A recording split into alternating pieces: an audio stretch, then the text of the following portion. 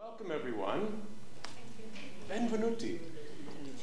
We're really grateful that you've made time for yourselves today, because as we know, just recently interacting with some of our sisters, the gift we give to ourselves, when we carve out time, when we give ourselves permission to actually take a moment to pause and to refresh ourselves and to be refreshed by the Spirit, that these are precious moments. And I know how difficult this is for us. There are a few people who may still join us, but we want to make good use of the limited time we have, and at the same time not rush. We're slowing down today. We're moving into a different kind of space, a kind of space in between things. The spaces in between things where we make sense and we rediscover maybe what we forgot somewhere along the way, and we make connections with one another. So there are a few of you who are new to our group, and we'll have an opportunity to introduce each other soon. But without further ado, I'd like to invite our two guests to begin. So our guest, David Whyte. David is, as you know, a renowned poet. He is a philosopher. He has been for many years producing beautiful books of poetry. He has his own publishing company, and for years he's also been attending and accompanying various corporate leaders in their work as they are trying to deepen their conversations. He has a reputation that has drawn him to audiences around the world. He leads pilgrimages, and I'd love to go on one of these beautiful pilgrimages at some point. And really has this gift, I would say like a Homeric bard. I used to teach the Odyssey, and I used to imagine what Homer used to be like when he would come before audiences to inspire, to evoke, to really lift people's spirits, and to offer something from the beyond. And I think, David, that as you summon up the poetry from your toes, that's exactly what you do. And I'm so grateful for your presence here.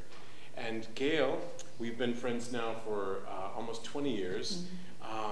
Gayle is equally a very well-regarded figure in the world of facilitation and consulting. Many of you know the Leadership Circle profile, and in many ways the Leadership Circle profile never would have come together without Gayle putting together the two principals who've done that great work. Also a lover of poetry. In fact, it's so funny that I met you before I met you, and I knew how much you loved certain David Whyte's poetry.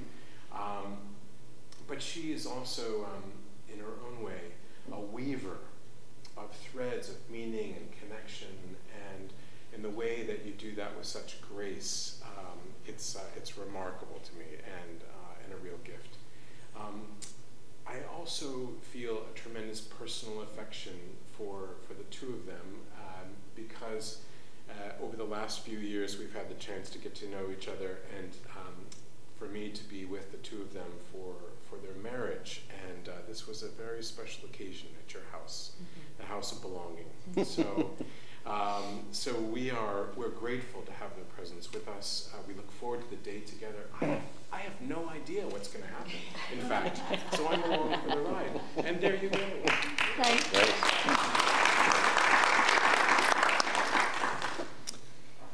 Well, we'll start as we mean to go on. I'll just begin with a morning poem. And I wrote this for a good friend of mine who passed away, John O'Donoghue. Some of you may know his work. And it's a poem I often recite to myself, actually, to just start the day in the right way. And it's called Blessing for the Morning Light. And there's nothing we take more for granted than the light, actually, but it informs everything. The outline of everything we're able to see in the created world. So this is Blessing for the Morning Light. This is by way of introducing myself, and then Gayle for her introduction. The blessing of the morning light to you, the blessing of the morning light to you. May it find you even in your invisible appearances. The blessing of the morning light to you. May it find you even in your invisible appearances. May you be seen to have risen from some other place you know and have known in the darkness, and that carries all you need. May you see what is hidden in you as a place of hospitality and shadowed shelter. May what is hidden in you become your gift to give. May you hold that shadow to the light and the silence of that shelter to the word of the light. May you join every previous disappearance with this new appearance, this new morning, this being seen again, new and newly alive.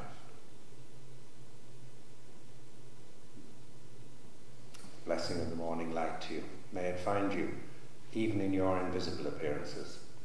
May you be seen to have risen from some other place you know and have known in the darkness, and that carries all you need. May you see what is hidden in you as a place of hospitality and shadowed shelter. May what is hidden in you become your gift to give. May you hold that shadow to the light and the silence of that shelter to the word of the light.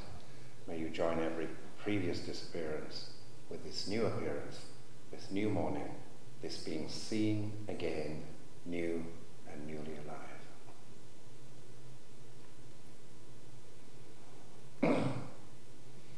One of the lovely faces I get to see every day is the face of my wife in the morning, and it's a great pleasure. We neglect to work together. We should work together more than we do, so it's a great pleasure this morning to begin a little adventure with you all, with my companion and wife, Gayle Karen Young. Let's borrow this. Yeah. Since it's on. It's such a pleasure to be with you all. I deeply trust that when I get to meet people who are committed to their work, to their path, to their communities, that I'm meeting deep allies. That even though our work is different, and the structure of it and the charge of it is different, that we are deep allies on a long path. And I've always felt that way about Father David, who blessed our marriage, and very much feel it here in Rome, in this circle, seeing the way these circles echo the circle of the basilica out there, and I just feel the surrounds. Say just a little bit more.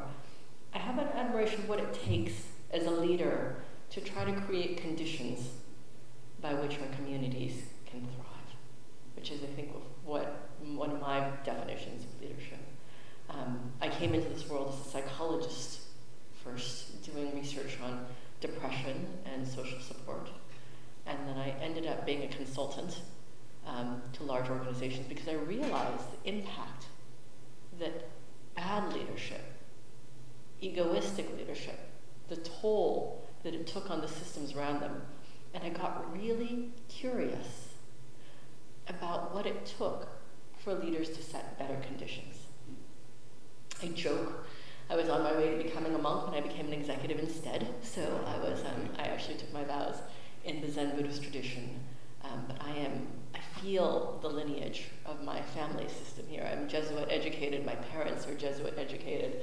My grandfather was the principal of a Jesuit school. It is also in my beings. And so when I hear ritual, when I got to glimpse, David and I were in St. Peter's Basilica the other morning, when I got to hear a bit of Mass, I'm like, oh, I don't understand the words in Italian, but I can feel the rhythm and the pace of what was unfolding.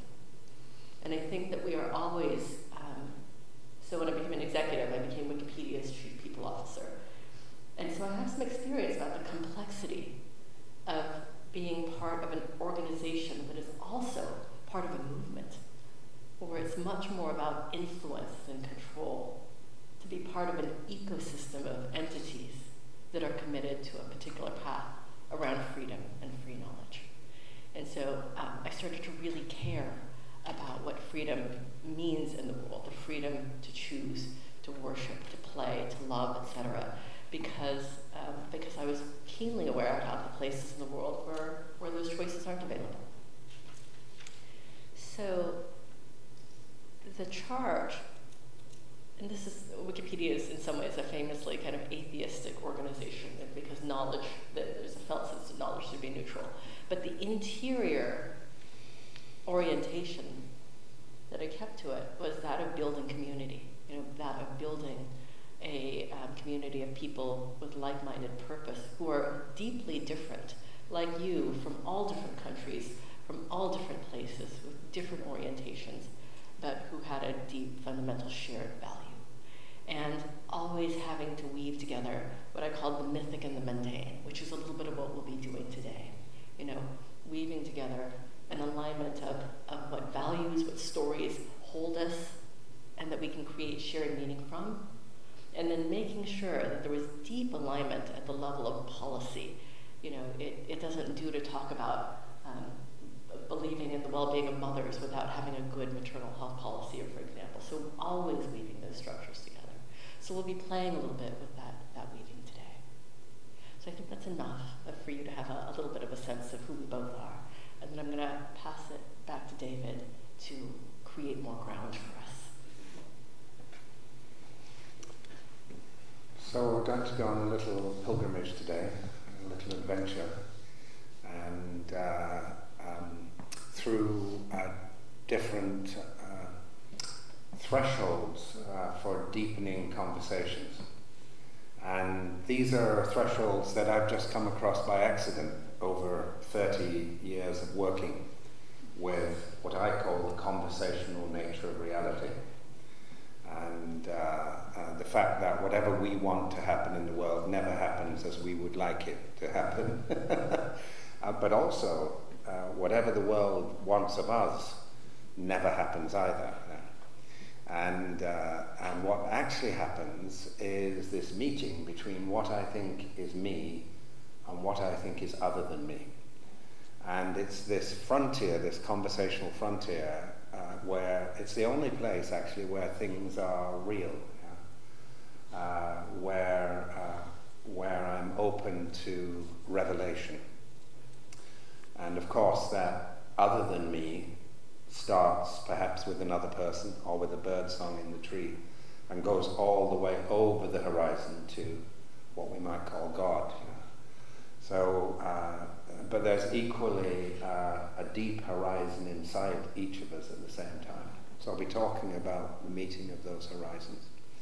So I have these 7 thresholds that I've established that every human being has to work with in order to deepen the conversations around them, and especially in leadership. And I talk about the conversational nature of reality, so I also we talk about the conversational nature of leadership, actually. That what you're actually being asked to do is to keep conversations alive and lead them in certain directions. But if you think about it, the essence of conversation is invitation. Where there's no invitation, there's no conversation, actually. So you can talk about conversational leadership, but you could equally talk about invitational leadership. So we get invited by the world into thresholds that sometimes we actually don't want to occupy, actually. You have to find the part of you that's equal to, or that's able to meet it in the way you want to meet it.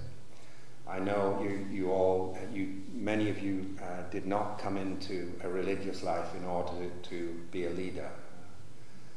Just as I went full-time as a poet, I never expected to be working in the corporate world in leadership. I always say I was invited into the corporate world 30 years ago and I have not yet escaped. Because I seem to be wanted there. Initially I thought I would have to compromise my work, so I said no.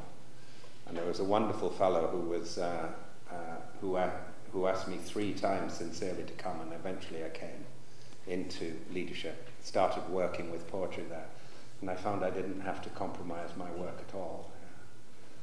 So we're constantly being invited over thresholds which we find quite fearful at times, and where we feel we won't survive them. So I want to work with finding the part of us that's equal to those invitations and able to carry them out in our own particular spirit and way, and our own interpretation of God's way inside, as you could say. So we'll be going through these 7 elements, but I just want you to take what you think is right from them. These are how I and we have established how you deepen a conversation. But you don't have to believe the whole thing. You just have to feel the physical sense of it, yeah? And take away from the day what's good for you. Yeah? And speaking of the physical sense of it, I'll be working with poetry with each threshold to create the physical ground of experience for each one of the thresholds. I always say prose is about something and poetry is the thing itself. Poetry is language against which we have no defenses, which is, it goes straight through your defenses to a part of you that has to hear what has been said. The language has been said in such a way that you have to hear it.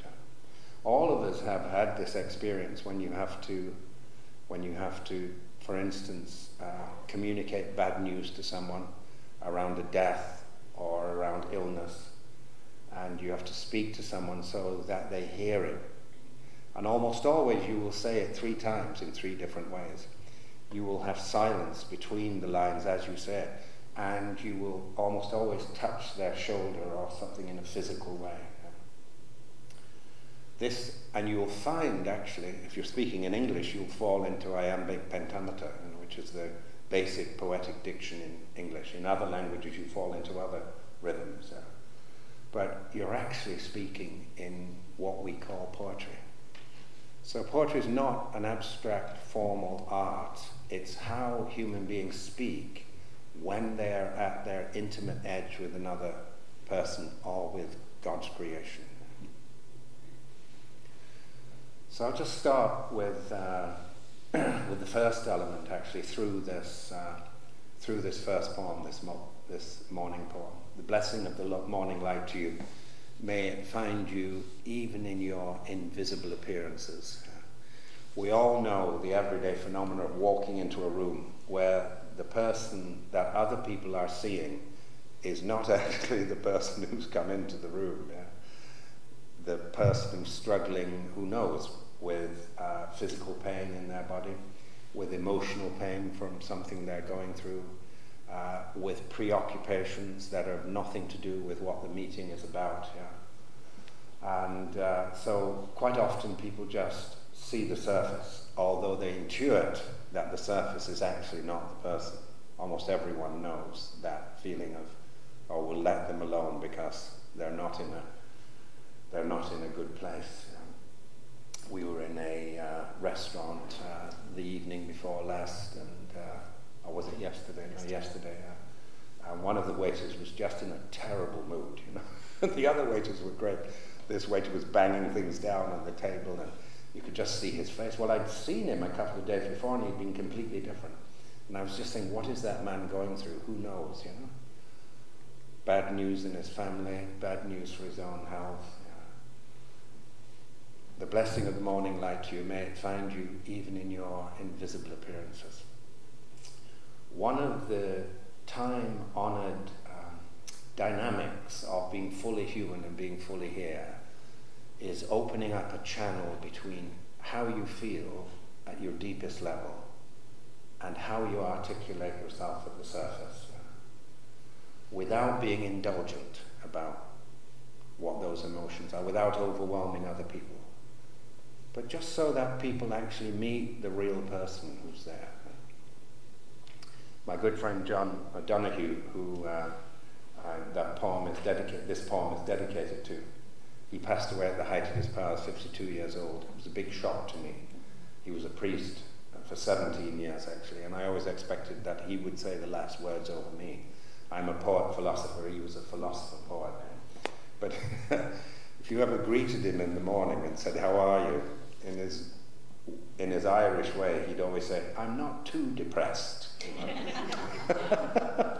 And I've taken that on now, but it always gets a laugh from other people, and it always makes things really real. I'm not too depressed. Oh, I can relate to that. The blessing of the morning light to you, may it find you even in your invisible appearances. May you be seen to have risen from some other place you know and have known in the darkness, and that carries all you need. May you see what is hidden in you as a place of hospitality and shadowed shelter. May what is hidden in you become your gift to give. It's interesting, that we're so outward-centered so much of the time, and we don't allow ourselves an equal, symmetrical dwelling in what lies within us. So it's really interesting, the latest research around human beings and their visual relationship with the world. And one of the latest thresholds of research is that human beings are in a much happier physiological state when they are looking at far horizons than when they're looking at things close up. And I know this state intimately, actually, because my degree was in marine zoology, and my first job was in the Galapagos Islands as a naturalist guide, as a guía naturalista in español. And I was suddenly taken from doing my degree in marine zoology, where I was looking at books and through microscopes for a year previously intensively in order to pass my degree. Suddenly I was in this open horizon of sea and islands and sky in the middle of the Pacific.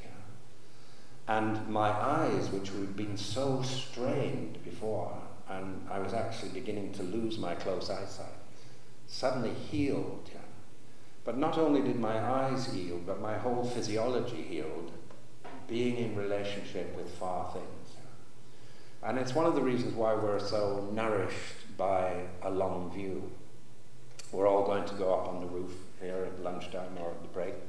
And why are we going up there? Because the far horizon is so nourishing to us. It's interesting to think that a horizon is defined by the fact that there's something over the horizon. There's no horizon without there being something beyond it which is actually unknown to us. And in many ways that phenomena is the basis of all religious life. That astonishing otherness that is inviting us over the far horizon of what we know. But it's really interesting to think that we have an equal horizon inside us. It's a line beneath which there lies something that we only glimpse now and again or cannot understand at all. But that horizon looks inside us, feels more like a line of immobility, of inarticulation,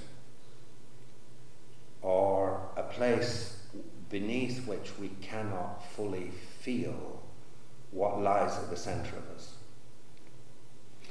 We've all been in situations where you're standing before something where other people are being moved by what is occurring, and you just can't feel it inside yourself. You're nodding and making all the right noises, but actually you're up against that line, that horizon inside you, beneath which you know lies the connection with what you're seeing on the outside. But you can't get beneath it. And this line is very important for what we're working with today. It's almost always, as I said, felt as a line of immobility or inarticulation. And it's an immobility and an inarticulation that we often turn away from. You say, I can't say it, I can't feel it, Therefore, I'm just going to work with what I know in this world I already know, between that horizon inside me and the horizon outside me. So the first step in these 7 elements that I work with, that we work with now, I put these 7 elements together, and then I've got a lovely group of people, my wife included, Gayle, and another fellow, Craig, who have helped me articulate them. So it's my, we, our 7 elements. But the first element in deepening any conversation is to stop having the conversation you're having now. Not to re-engineer it, not to re-articulate it, just to stop it altogether. Why is this the invitation to stop it? Because we need to be put into a conversation with the unknown, with what cannot be said but needs to be said, with what cannot be felt but which is inviting us to be felt. And it's this experience beneath the line of immobility inside us from which we will find the invitation and the power to connect with others. And the power to connect with others comes not just from getting below that horizon, but just from having an appreciation that everyone carries that line between knowing and not knowing within them. So that when you come across other people's immobility, you don't see it as a personal attack on whatever invitation you're making to them. You say, oh, I know that too. I know that experience of not wanting to be invited into something that disturbs my identity. The blessing of the morning light you may find you even in your invisible appearances. May you be seen to have risen from some other place you know and have known in the darkness, and that carries all you need. May you see what is hidden in you as a place of hospitality and shadowed shelter. May what is hidden in you become your gift to give. May what is hidden in you become your gift to give. May you hold that shadow to the light, and the silence of that shelter to the word of the light. May you join every previous disappearance with this new appearance, this new morning, this being seen again, new and newly alive.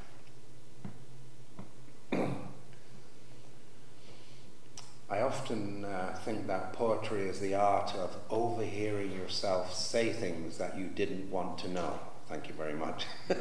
It's because poetry is the art of going beneath that horizon and speaking from that unknown place and surprising yourself and the world by what you say and how you say it. And once you've said it from that place, you cannot go back. You've actually deepened the horizon inside you. So it's really interesting to think about putting this horizon of the unknown that often feels like a stuck place, but is not, inside us, in conversation with the horizon outside of yourself. And I'll just say something which is beyond this particular threshold of stopping the conversation. I think that real mystical religious experience is when you put what lies below the horizon inside you in conversation with what lies beyond the horizon outside of you. It's two astonishing unknowns coming to meet each other. And out of that comes the phenomena of revelation of your identity being broken open. Moses in front of the burning bush. He doesn't get the 10 Commandments. He just gets told, take off your shoes. You're standing on holy ground. And he takes off this insulation against the world, stands on the ground. I was in a Zen retreat for a whole week once, and you're not supposed to think about anything in a Zen retreat, so it's beautifully sinful every now and again to think about things. Just you're so insightful after 9 hours of silence every day, sitting, you know. So you just have a little lightning raid on something, and I'd remembered this image of Moses before the burning bush, and from when I was a child in Sunday school. And suddenly I have this image. I'm staring at a wall. I'm in Hawaii, staring at a wall 9 hours a day. And then I think of Moses. I'm not supposed to think of Moses, but I'm thinking of him. It's a little Zen sin. Yeah. And I suddenly realized that Moses' moment of kensho in Zen, of breakthrough, is not when he hears the voice, not when he takes off his shoes, but when he stands on that ground and he realizes he's actually been standing on that ground every step of his life.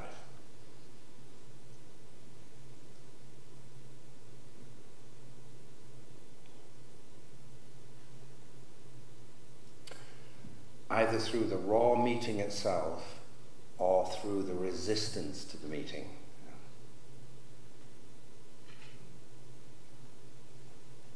Either through getting below that horizon of experience or by saying, I don't know how to do that. But as I say, the line I overheard myself saying in the poem, where I said, oh my God, that's so true, where I said, may you join every previous disappearance with this new appearance, this new morning, this being seen again.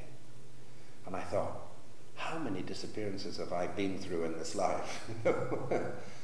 Where you just had to give up whatever your ideas were about reality, about God, about your work, about your relationship, about your idea of what it meant to be a self, you know. I often think that life is just one humiliation after another, and we should just get used to it. But the humiliation is, you know, from that beautiful word humus, which means ground. So any fancy ideas about yourself are shriven away in the meeting with something other than yourself. That's real. So I always say no one survives a real conversation in the manner to which you want to be accustomed. There's a radical simplification that occurs. But I thought, you know, my 15-year-old self would not recognize the person I've become now. My 15-year-old self would not recognize the priorities I have now. I've been through so many things I've had to give away in order to stand in this maturity I have now. And yet, almost every disappearance, I've gone into it reluctantly. I've been dragged through it. Yeah. So the beautiful invitational question in that line is, what would it be like if I actually gave myself over to disappearance when it was appropriate? You look at the natural world, there's no part of the world that doesn't go through the cycle of incipience, in science we call it, which is hiddenness. Yeah? Then the first buds, you know? Then the effulgence of summer, and then the falling away of autumn, as things fall away, and then the full disappearance of winter. And this is deeply in the human psyche. It's in the moon. The moon disappears for 3 days and 3 nights every month. It's deeply in our rhythmic circadian physiology. But it's deeply in all of our great myths and religious stories too. 3 days and 3 nights, you know, the resurrection. It's when things disappear in such a way that you cannot recognize your world anymore. But it's also when you're not supposed to know. If you did know something, it would be the wrong thing. If you did take a step in what you thought was the right direction, it would be the wrong direction. You're actually not supposed to know anything. You're just supposed to pay incredible attention.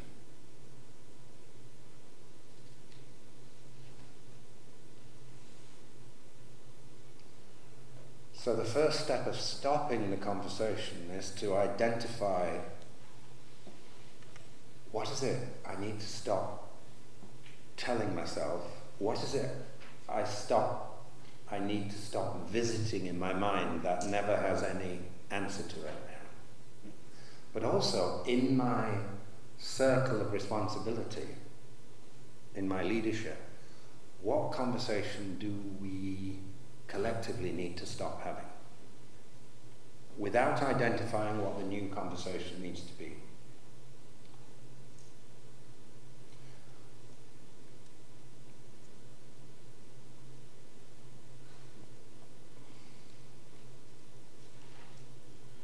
One of the unsettling things about this dynamic is that almost always other people have identified the conversation we need to stop having before we've identified it. If you're in a leadership position, you can go to almost everyone with whom you interact on a daily basis and say, tell me, what's the conversation I need to stop having? And they tell you right away. And you say, wait a minute, take some time to think about it. Walk around the neighborhood for a while and think, no, I know exactly what the conversation is you need to stop having. And then you go to the next person, they tell you exactly the same thing. Everyone's already seen where you're flawed or where you're not helping. So it's really interesting to know that the game is already up, actually. And I need as much help as possible in identifying where we need to start the conversation. But the interesting thing is, collectively, you get the same dynamic. People often don't know collectively what the conversation is they need to stop having in order for things to move on. And so I've often been in organizations where you work for this for a while, and then you send people off into their individual conversations, and then a little time alone, come back into a room like this, and then you ask people, they're all part of the group that works together all the time, and you say, now individually, what's the conversation you need to stop having?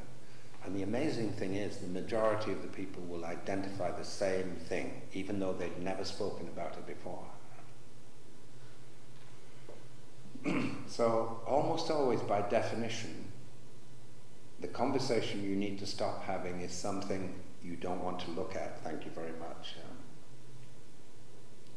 The courageous conversation is the one you don't want to have. So a lovely invitational way of asking yourself that is, what's the conversation I don't want to have? You can just say that to yourself walking around the streets by yourself.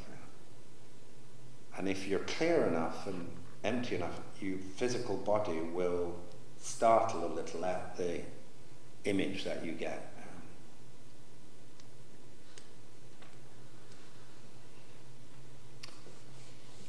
So I'll just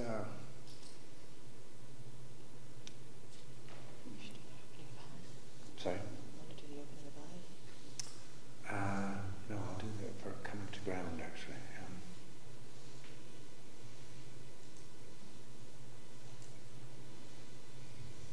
I'll just reprise that whole poem and then just work a little and just open it up to a little conversation here.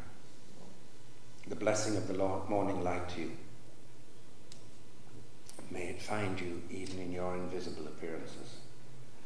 May you be seen to have risen from some other place you know and have known in the darkness, and that carries all you need. May you see what is hidden in you as a place of hospitality and shadowed shelter. May what is hidden in you become your gift to give. May you hold that shadow to the light and the silence of that shelter to the word of the light. May you join every previous disappearance with this new appearance, this new morning, this being seen again, new and newly alive. Yes, so that, I wanted to say it again because I knew there was something I was about to get.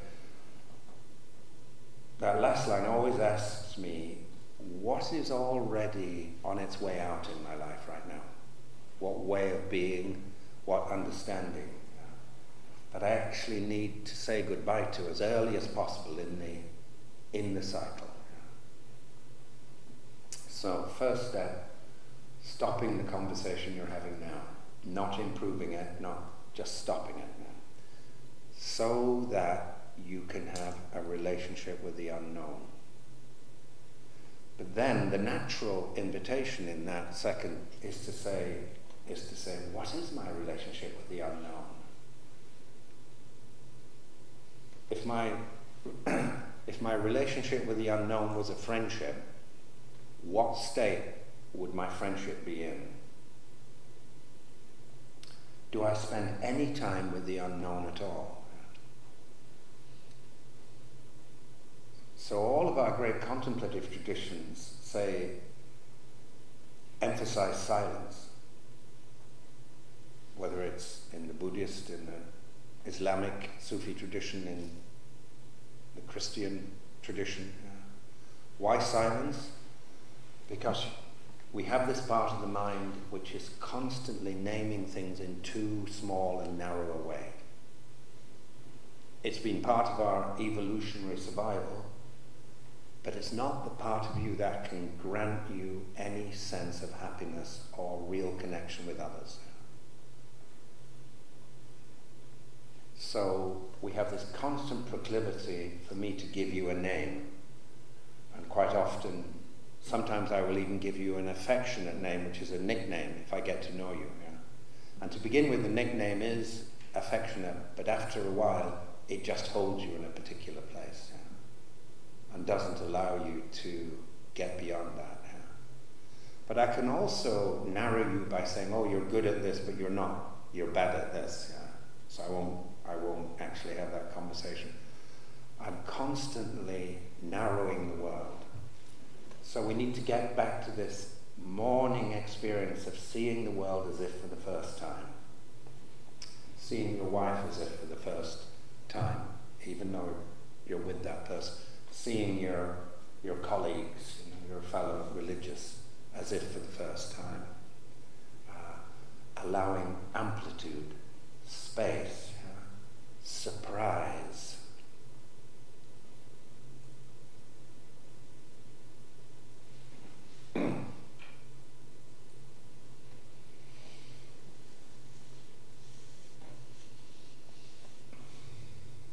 Just open it up to Gayle and anyone who would like to say anything or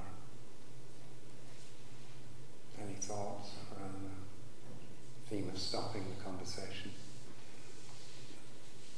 leading naturally to making a friend of the unknown, not coming up with too easy an answer.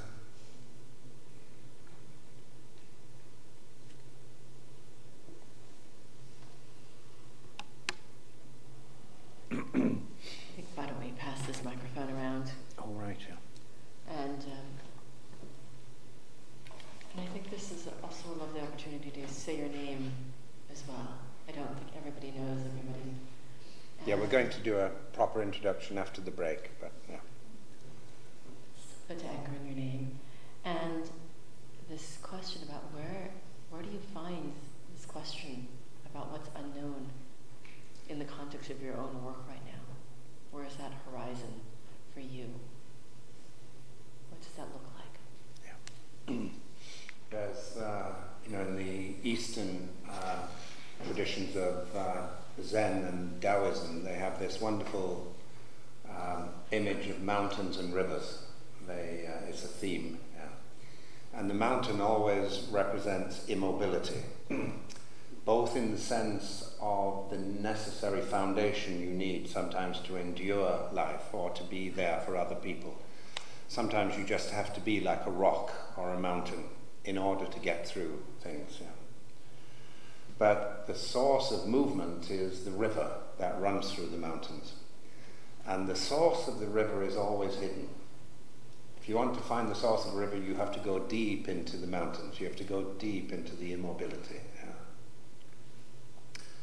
So part of stopping the conversation is to look at all the ways you feel frozen or afraid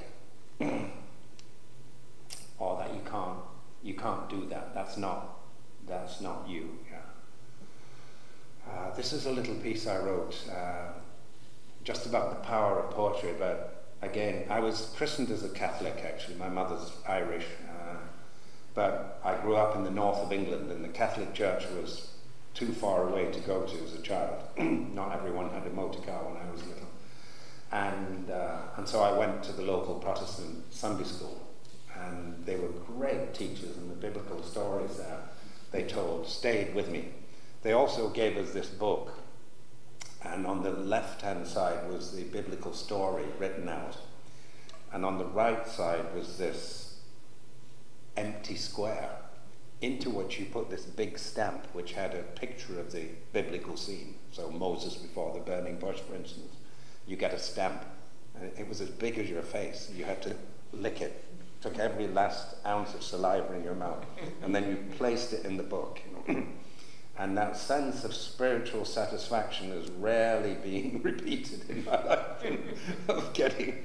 So we would go religiously, as we say, every Sunday, because I was not going to have a space in my book. My sister and I would walk. But one of the images was of Lazarus being raised from the dead. And this image appears suddenly in this poem. So good poetry begins with the lightest touch. Good poetry begins with the lightest touch. A breeze arriving from nowhere, a whispered, healing arrival, a word in your ear. Good poetry begins with the lightest touch. A whispered, healing arrival, a breeze arriving from nowhere, a word in your ear. Then, like a hand in the dark, it arrests the whole body, stealing you for revelation. In the silence that follows a great line, you can feel Lazarus deep inside. Even the laziest, most deathly afraid part of you lift up his hands and walk toward the light. Good poetry begins with the lightest touch, a breeze arriving from nowhere, a whispered, healing arrival. Then, like a hand in the dark. That line gave me a shock. I don't know if you've ever been in the pitch dark and you've come across a hand that you did not know was there. It would frighten you to death, yes. Then, like a hand in the dark, it arrests the whole body, stealing you for revelation. In the silence that follows a great line, you can feel Lazarus deep inside. Even the laziest, most deathly afraid part of you lift up his hands and walk toward the light. So this is looking at the phenomena of when you come across, we stop the conversation in order to touch that what feels like immobility inside us, but is actually just the frontier between what you know and what you don't know, between what you can live and what you're about to live. And it's really just that part of us, having investigated it for a long time, is just inviting us to actually feel it more so that it can open up into what it actually is, which is a line, just the conversational line. We don't get afraid of the far horizon when we're looking at it. We're often nourished by it. I mean, sometimes we get afraid of a horizon like artificial intelligence, but the physical horizon tends to be nourishing. what would it be like to actually see this, the horizon inside you as equally nourishing? It's actually the place that's inviting you into a different kind of dwelling. And you just meant to dwell there and not know until you suddenly do know. But you don't know how long it's going to take. It's just a kind of, it's just a warming into light in a way. So this is a piece that looks at the revelation of not knowing. It's, I take people to the west of Ireland every year on walking holiday. We have poetry in the morning, and then we go out and walk the land, and we go to many of these very ancient pilgrimage sites. They're Christian and pre-Christian, and usually both. And we have great conversation and food, and we go in the local pubs and things, and the Irish are very hospitable. And I introduce people to my poet, philosopher, musician friends. It's a great old week. But this is one of the places we go to on the first evening, and it's a place of silence. It's called Tober Fodric in Irish, which means the Well of Patrick, St. Patrick, patron saint of Ireland. But 2,000 years ago it would have had a different name. It's that phenomena all over the world where there's a source of water that never dries up, even through the hottest summer. And in the human imagination, that was always represented the hidden source inside each of us, which leads you to your focus of religious experience. So I take people up there, and there's a lovely phrase they use in the west of Ireland.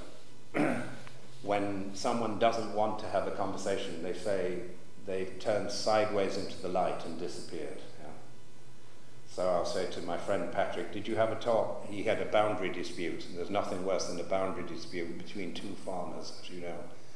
And I said, Patrick, did you talk to James about the boundary dispute in the pub last night? He said, no.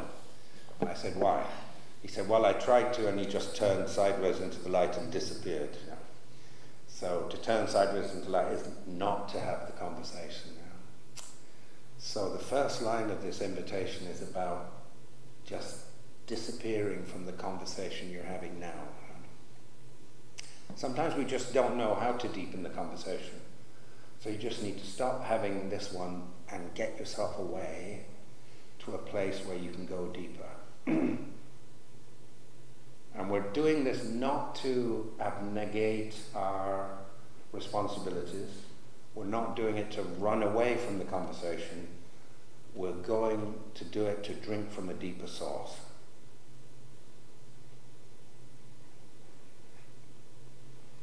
So I take people up to this. There's a beautiful green road. It goes above Galway Bay. So you can see Galway Bay below you, and then the mountains of Connemara in the distance. And we're up there in the evening, so the sun's going down in the west over Galway Bay. There's a famous Irish song about that. And as you walk along the green road with this beautiful view over the bay and over to the mountains, you suddenly get this break in the wall. And then just above, there's the holy well there. And there's a niche above the water where people leave tokens, medals, but also prayers for people who are sick, people who've died. The last time I was up there was a photograph of a young boy, just 15 years old, who passed away, and a little note written by his auntie. So it's a place where people go for consolation, to go deeper with their grief. I always say the only cure for grief is grief itself. So you just have to go deeper with it. And I was a good 12 years going up there before I felt I really understood what the invitation was in that place. Before I felt I could write about it. And it's interesting, in the ancient world, the word genius was not used so much about people, but about places. So genius loci, the spirit of a place. Yeah. Every place, every little geography of the world, and you can think of people as little geographies too, yeah? Meeting places of lots of elements, is making an invitation to you. It's asking you to be in the world in a certain way. So this is a piece I wrote, it's called Toba Fodric. Turn, and it's a series of invitations. Turn sideways into the light, as they say the old ones did. There's a famous image in Irish mythology of one set of people who were very spiritual, fighting a very warlike people, and it looked as if they were going to clash in battle. But at the last moment, the Tuatha De Danann, the spiritual people, were said to have turned sideways into the light and disappeared. And they're supposed to still live underground. Yeah? They didn't want that kind of conversation. They wanted another one, and they're still waiting to have it in the Irish mythology. They're going to emerge when the conversation's more conducive. Yeah? So turn sideways into the light, as they say the old ones did, and disappear into the originality of it all. Turn sideways into the light, as they say the old ones did, and disappear into the originality of it all. Be impatient with easy explanations. Be impatient with easy explanations, and teach that part of the mind that wants to know everything not to begin questions it cannot answer. And teach that part of the mind that wants to know everything not to begin questions it cannot answer. Walk the green road above the bay and the low glinting fields. Let that Atlantic gleam be ahead of you and the grey light of the bay below, until you catch, down on the left, the break in the wall.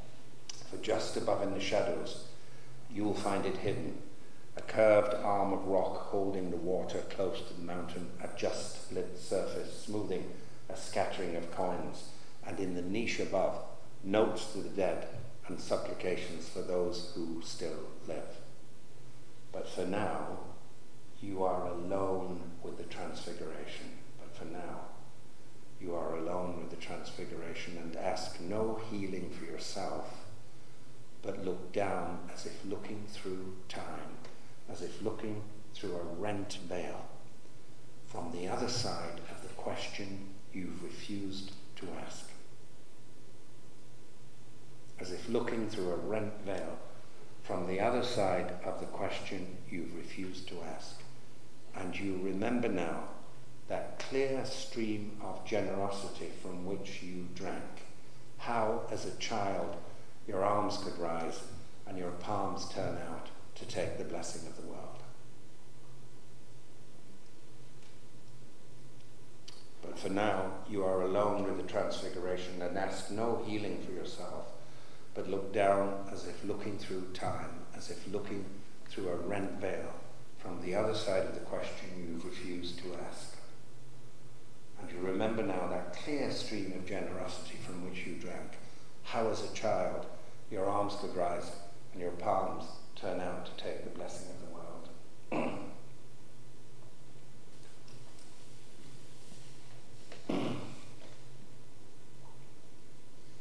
So, the child's innocent sense of being found by the world. I often think every child looks out of their parental home when and knows that they belong to the world in a very specific way, and that the world is going to come and find them, God's going to come and find them, whatever their language is. Yeah.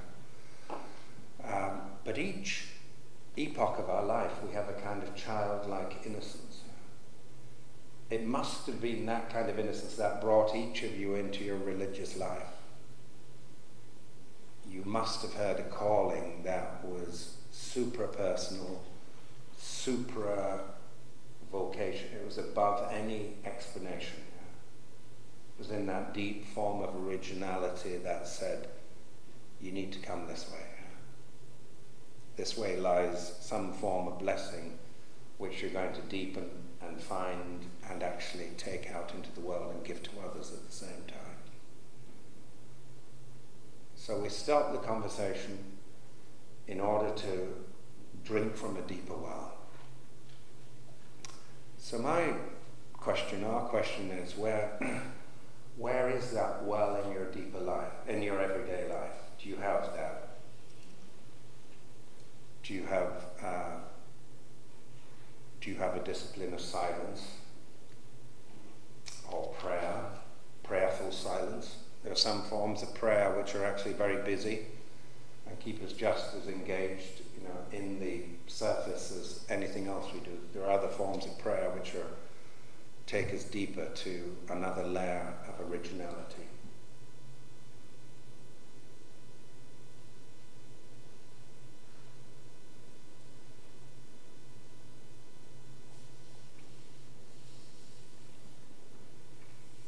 So we're working in a very personal way. That's going to come out into collective leadership later, but actually we do intuitively understand when a person is connected to some deeper source. So this is very powerful in leadership. Even if you don't have the right answer, just when people feel a certain groundedness and connection in you, we're going to work with groundedness next for the third element, actually.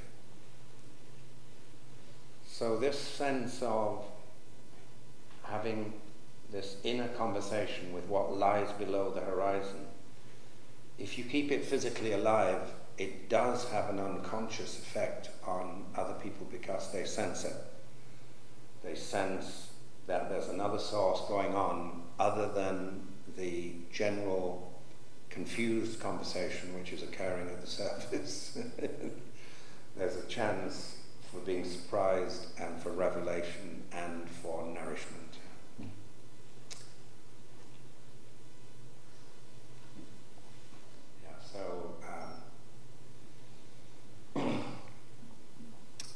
I'll have to start from the beginning. Turn sideways into the light, as they say the old ones did, and disappear into the originality of it all. Be impatient with easy explanations and teach that part of the mind that wants to know everything not to begin questions it cannot answer. Walk the green road above the bay and the low glinting fields. Let that Atlantic gleam be ahead of you and the grey light of the bay below until you catch, down on your left, the break in the wall. For just above in the shadows, you'll find it hidden, a curved arm of rock holding the water close to the mountain, a just lit surface smoothing a scattering of coins, and in the niche above, notes to the dead and supplications for those who still live. But for now, you are alone with the transfiguration. And ask no healing for yourself, but look down as if looking through time, as if looking through a rent veil from the other side of the question you've refused to ask. From the other side of the question you've refused to ask, and you remember now that clear stream of generosity from which you drank. How as a child your arms could rise and your palms turn out to take the blessing of the world.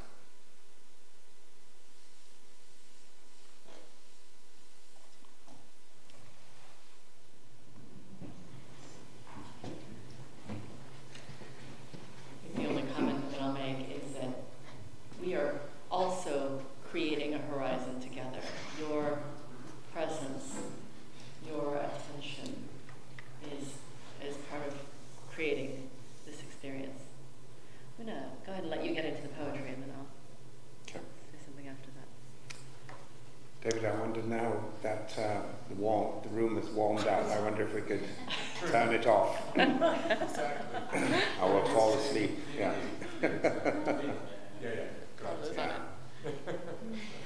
Probably the heat will stay in here now.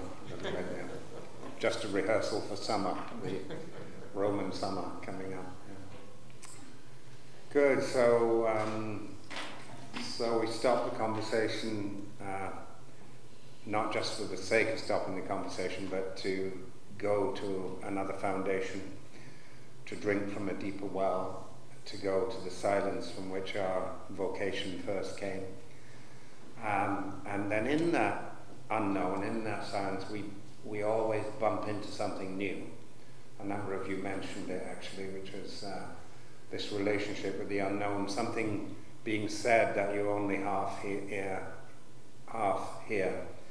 an invitation being made that you don't fully understand to begin with. Just this sense of bumping up against something inside you.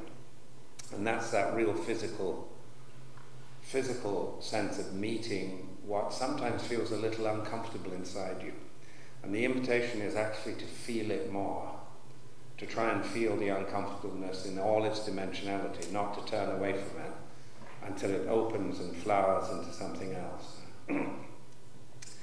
One of the great representations of stopping the conversation, making a friend of the unknown, and then coming to ground with a bump, which is the third element, is coming to ground, meeting something that's a surprise that you can't fully articulate. It's found in Italian literature, actually, in the first lines of the Commedia by Dante, which all Italian school children learn. So you can recite these words with me if you know them already. But you know, Dante had no notion to become a poet. He was the son of a noble family in Florence, in Firenze, and he was part of this experiment in a new form of conversation, in a new form of democracy, actually, which was La Repubblica di Firenze, was the Republic of Florence. The vote was only amongst noble people, wealthy people, and it was only amongst men, but it was the beginning of a more democratic conversation. But there were huge powers in Europe that wanted to destroy this new conversation. So the politics in Florence were very, very fierce indeed.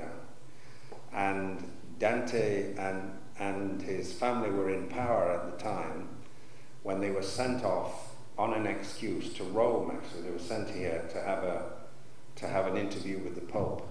But while they were away, he and all his family were thrown out of power. And he was told that if he came back, he would be put on trial and probably executed. And there's a beautiful line, and you know, probably the Italians amongst you here know that the Florentines refused to put salt in their bread because the Pisans charged tax on salt from the sea, and they didn't want to give any money to the Pisans. So they refused to put salt in their bread. So Dante has this line, not being able to go home to Florence, where he says, I had to go away and eat the salt bread of exile. I had to go and eat the salt bread of exile amongst strangers. But this is an experience that all of us have at times when you stop the conversation, or the conversation gets stopped for you. I'm sure many of you, when you were sent to Rome, had a conversation stopped that you didn't want to have stopped somewhere else. And is that all of us have this experience of suddenly realizing that your home in the world is actually no longer your home. You can't go back there. People in the lay world, you know, when they go through separation in a marriage, you know, suddenly that's not your home anymore. But sometimes you get it with your work, a work that has inspired you, that you've been dedicated to, can suddenly feel like ashes in your hand, and you don't know why. It doesn't feed you anymore, and you don't feel as if you're feeding others through it anymore. It's just stale. The inspiration has gone. You can't go home to that work. And sometimes you just look in the mirror, and you don't feel at home in your own body. You can't go home. So it's very powerful. So Dante had this experience.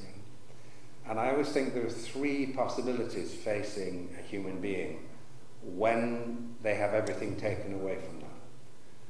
The first one is denial. This change is so traumatic that I actually don't know how to have that conversation. I don't have any relationship with the unknown, therefore I don't know how to hold this conversation. It's so traumatic, it's so beyond my understanding. The only way I'm going to deal with it is to say it didn't happen.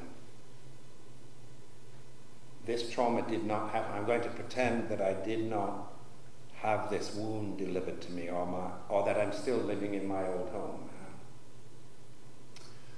And we can meet people like this who are still in denial about something that happened a long time ago. And their whole life is still back in that place and not present here. So living in the past, and Dante could have actually pretended he was still in power. He had a retinue of servants.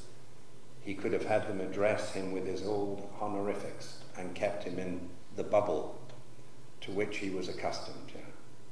So the first one is, it didn't happen, denial. Dante did not take that path. The second possibility is, what happened was so disappointing that the whole world must be disappointment. And I'm going to spend a lot of my time proving to other people that the world is incredibly disappointing. And this is the identity of the cynic. The cynic's very powerful because they have a lot of evidence on their side. But so we've all worked with people who are just waiting to be disappointed by you. That's their modus operandi. And they will not be disappointed in their disappointment. You will disappoint them. It's just a matter of time. So terrible dynamic to live with. But we've all been that person for a short time, one time or another, where we've been so disappointed that we want everyone to be disappointed too with us. So that's another possibility to take when you're faced with trauma, your home taken away from you, not knowing where you belong. Dante did not take that path. The third possibility is you just look life straight in the face. And because you're paying attention and because you don't recognize the new horizon in your life, you feel as if you're in una selva oscura. You feel as if you're in a dark wood, che la vita via era smarrita, where the true way was wholly lost. And those are the first lines of Dante's Commedia. Very powerful, very courageous, running into the new world as a surprise in the darkness. Nel mezzo del cammin di nostra vita mi ritrovai per una selva oscura che la derita via era smarrita. You can all correct me if I get it wrong. Nel mezzo, it's very earthy language. Do you know the very courageous thing that Dante took?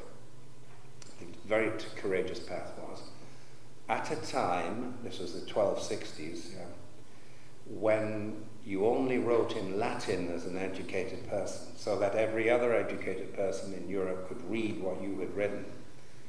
He took the courageous path of choosing his local language, which at that time was not Italian, it was this local dialect, Tuscan, Toscano.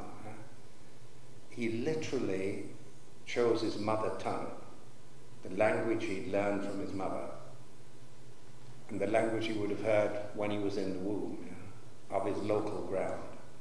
It's literally coming to ground in his language. It's a very radical thing to do. Little did he know that his courageous step, he wrote so beautifully in Tuscan that all of the other inhabitants of all the other dialects in the Italian peninsula decided they had to learn Tuscan so they could read Dante. And that's how the Italian language came about. One linguist said that most national languages come from a local dialect plus an army. That's what makes the language belong to it. In this case, it's one local dialect plus a poet.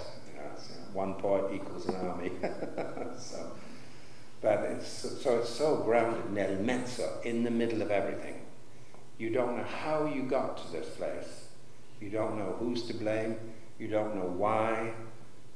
You don't know why God knows, where you're being invited. It's just in the middle.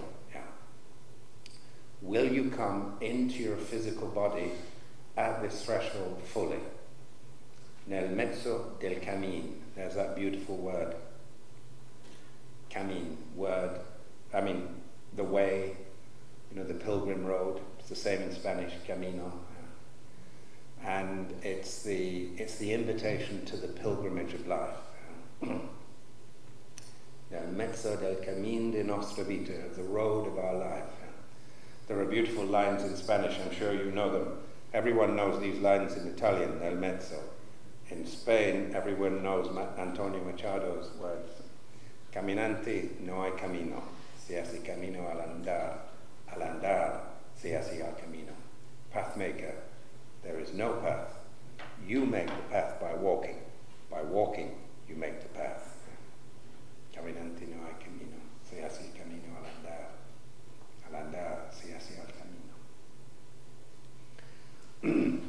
The heating's been in charge of artificial intelligence. They've decided they're going to. So you tried it? Not sure? I thought we done fine. Yeah, probably takes time to. That's all right. Don't worry. Let's open the doors. It'll probably mean that the blowers will go even stronger, but at least we'll get a little bit of air circulating. So. Yeah. So, coming to ground. Will you pay attention to what is surprising in the unknown? And in this case, it's in the selva oscura, in the dark wood, Dante's dark wood, and that's the place he chooses courageously to begin his journey. And it's one of the reasons why the poem felt so authentic to everyone and so real. It was written in this earthy, local language. That would become everyone's language. And Dante started to speak about things that had only been spoken in religious parable in everyday life. So he's starting to bring what had been only in the province of religious authority. He's starting to bring it into everyone's everyday life through this local language. He's literally running into his future. I remember the first time I ever had to speak in public as a poet. I'd had little circles where I was reciting poetry and it was having great effect, but it would be just groups of 6 or 12 or maybe this at the most, And someone heard me and invited me to this big conference where there were 600 people. And I'd spoken to 600 people before, but never as a poet. And so the stakes were very high because this was a test really as to whether I could actually do this in the future. And there's nothing, it's okay failing at something that's not your true love in life. But when you're asked to fail at something that's so precious to you, the big question is, who would I be if I couldn't do that? So when I went down to this conference, I went down a few days early, and I fell ill. I came down with some kind of exhaustion, where I was so bad, I was listening to the other speakers, I had to lay on the floor at the back. I was so incapacitated. And I thought, well, it's just some kind of flu or something, and I will recover tomorrow. And I went down on Sunday. I wasn't speaking until Thursday. Every day I got worse. And every evening I'd say, I need to prepare, and I would just fall asleep. And then I'd wake up in the morning thinking, I'll feel better in the morning. But no, it felt as if someone had pulled the plug, and every last element of energy had drained from my body. And then the last night before my talk came, this keynote talk, 600 people, I thought, I'm bound to recover in the morning. You know, I'll rally at the last. You know. But I woke up, I felt worse. So finally, I was in this little cottage, you know, near the hall. They came to knock on my door, and I felt like I was being led in front of a firing squad, 600 strong. You know, it's like, any last wishes before you die? That was my. Oh my!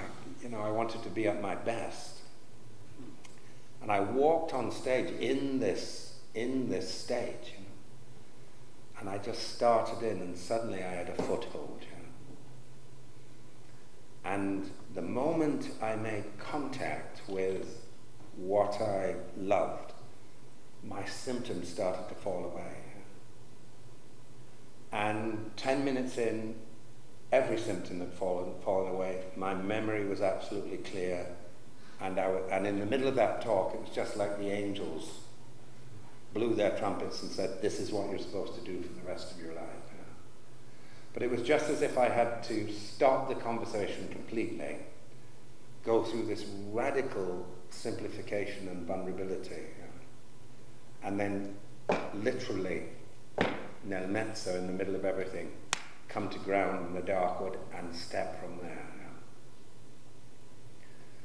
And that's what Dante's saying. He's saying, you know, one day everything just stopped. And it felt as if I was in a dark wood, but in that dark wood there was a narrow place onto which I could step, and from which I could step into my new life. This process of stopping the conversation, making a friend of the unknown, and then finding something, is the act of radical simplicity, radical simplification, where once more you touch the essence of what you're about. And from that place you can step off. You're asked to keep the memory of that essence, but you're then going to start to make a life around it. Yeah.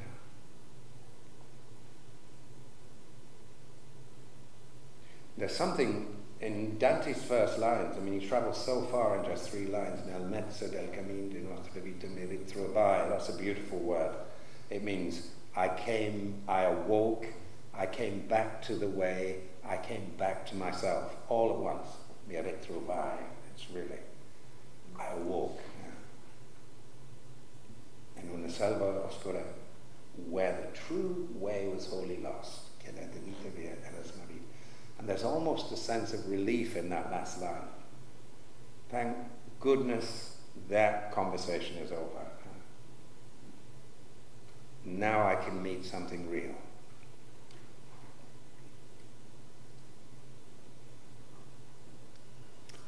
So we're almost always afraid of touching that radical simplicity, because it does involve saying goodbye, sayonara, arrivederci, to things that we thought we absolutely needed in order to go on. They were part of the previous seasonality of our lives. And you get this in organizations, you know, when they have to change, is how will we survive if we don't have all of these things that we're used to, if we lose our old home. So it's an invitation to the essence of things. Many years after coming across Dante and studying him, I love reading Dante in the original and the English translations, I decided I should write my own version of this. I'd had this experience so many times of being in the dark wood. So this is my own piece. It's called Start Close In. Start close in. Start close in. Don't take the second step or the third. Start with the first thing, close in. The step you don't want to take. Start close in. Don't take the second step or the third. Start with the first thing, close in, the step you don't want to take. Start with the ground you know, the pale ground beneath your feet, your own way to begin the conversation. The pale ground beneath your feet, your own way to begin the conversation. Start with your own question. Give up on other people's questions. Don't let them smother something simple. To hear another's voice, follow your own voice. Wait until it becomes an intimate, private ear that can then really listen to another. Start right now. Take a small step you can call your own. Don't follow someone else's heroics. Be humble and focused. Start close in. Don't take the second step or the third. Start with the first thing, close in, the step you don't want to take. I knew I was going to sneeze through that line right at the beginning. It came right at the end. Start close in. Don't take the second step or the third. Start with the first thing, close in, the step you don't want to take. Start with the ground you know, the pale ground beneath your feet, your own way to begin the conversation. So this is not a selfish, egomaniacal, my way, my path. No, it's your way of beginning the conversation with something larger than yourself. Whatever ideas you have about yourself or the world will be shaped by the ultimate horizon, by God, by what lies over that horizon as you go. Start close in. Don't take the second step or the third. This is saying, you know, God made me in a particular way. I was made to hold the conversation in a way which no other human being who has ever lived can hold that conversation, the conversation of life. We share commonalities as human beings, but those commonalities are caught in me in such a recipe, such a coloration, that there has never been another human being since the beginning of time, nor will there ever be until the end of time, who holds this conversation. And that's why, from a sacred point of view, every human life is seen as being singular and irreplaceable.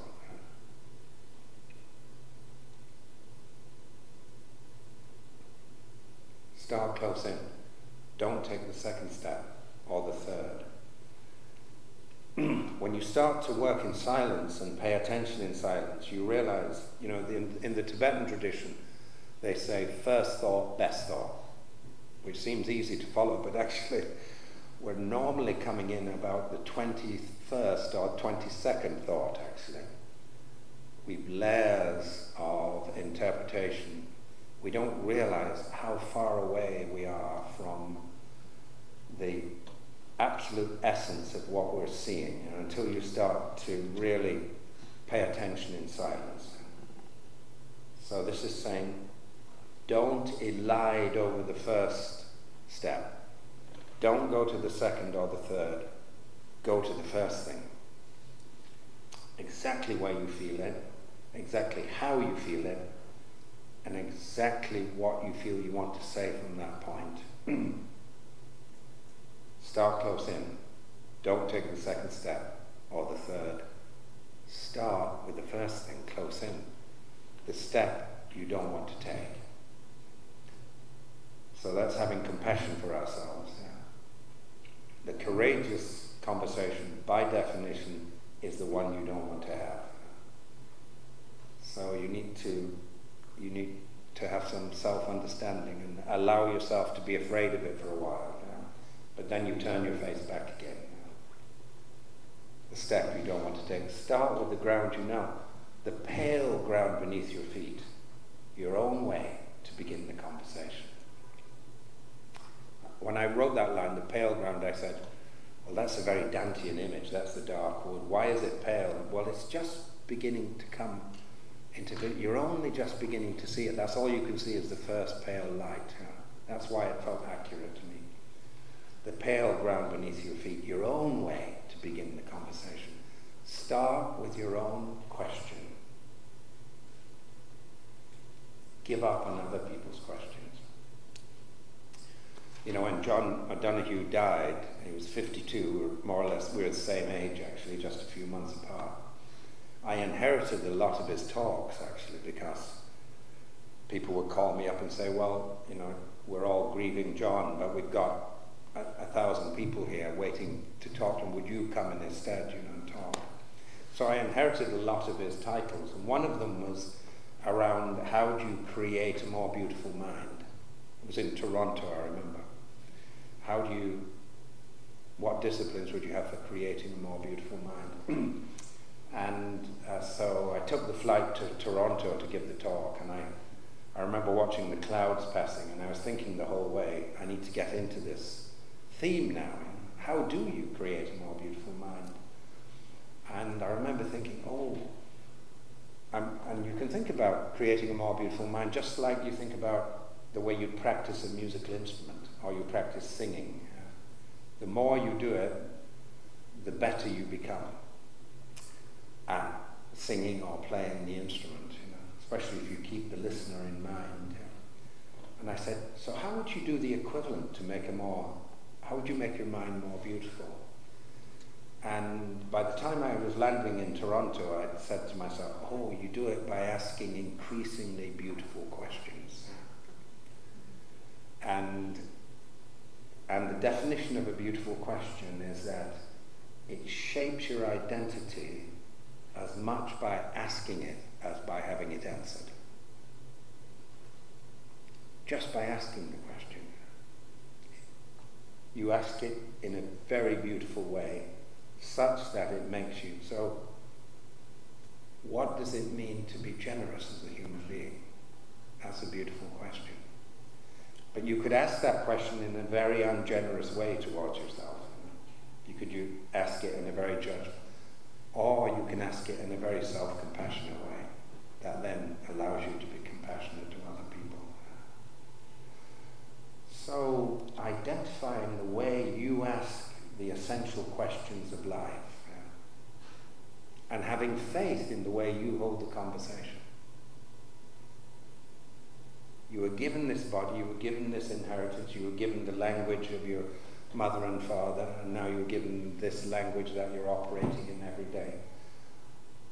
In the midst of that, you have your own way of following the camino, the camino. Will you have faith in the way that you walk it? There's no one else can walk it in the way you walk. Or limp. I'm limping through life at the moment, so.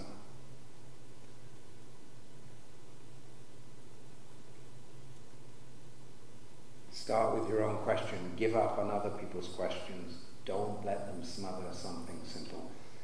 To hear another's voice, follow your own voice. Wait until it becomes a private ear that can then really listen to another. Start right now. Take a small step you can call your own. Don't follow someone else's heroics. Be humble and focused. Start close in. Don't take the second step or the third. Start with the first thing. Start with the first thing. Close in. The step you don't want to take.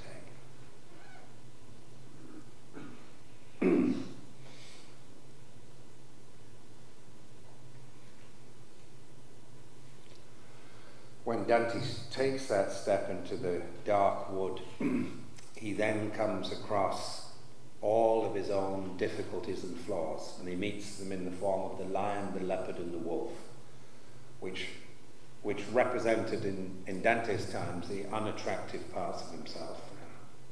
Greed, violence, disbelief. And the invitation is to face them fully, to see all the ways that you're afraid of holding the conversation. And then after that, he meets the essence of poetry in the form of Virgil, which in Dante's time, Virgil was it. He was the foundation of poetry.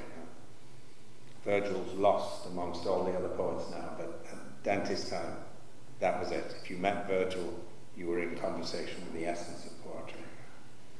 And he gets invited along what we we call the path of vulnerability. The place where you're open to the world whether you want to be or not. You're just made that way.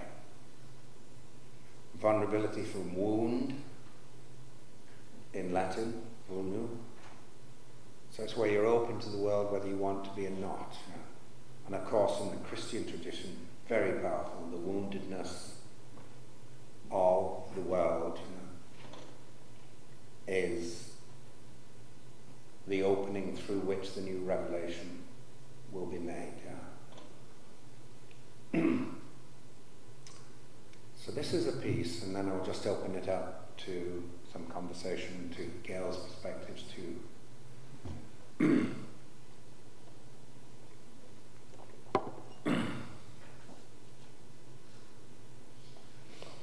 This is a piece that came out of lockdown, of COVID.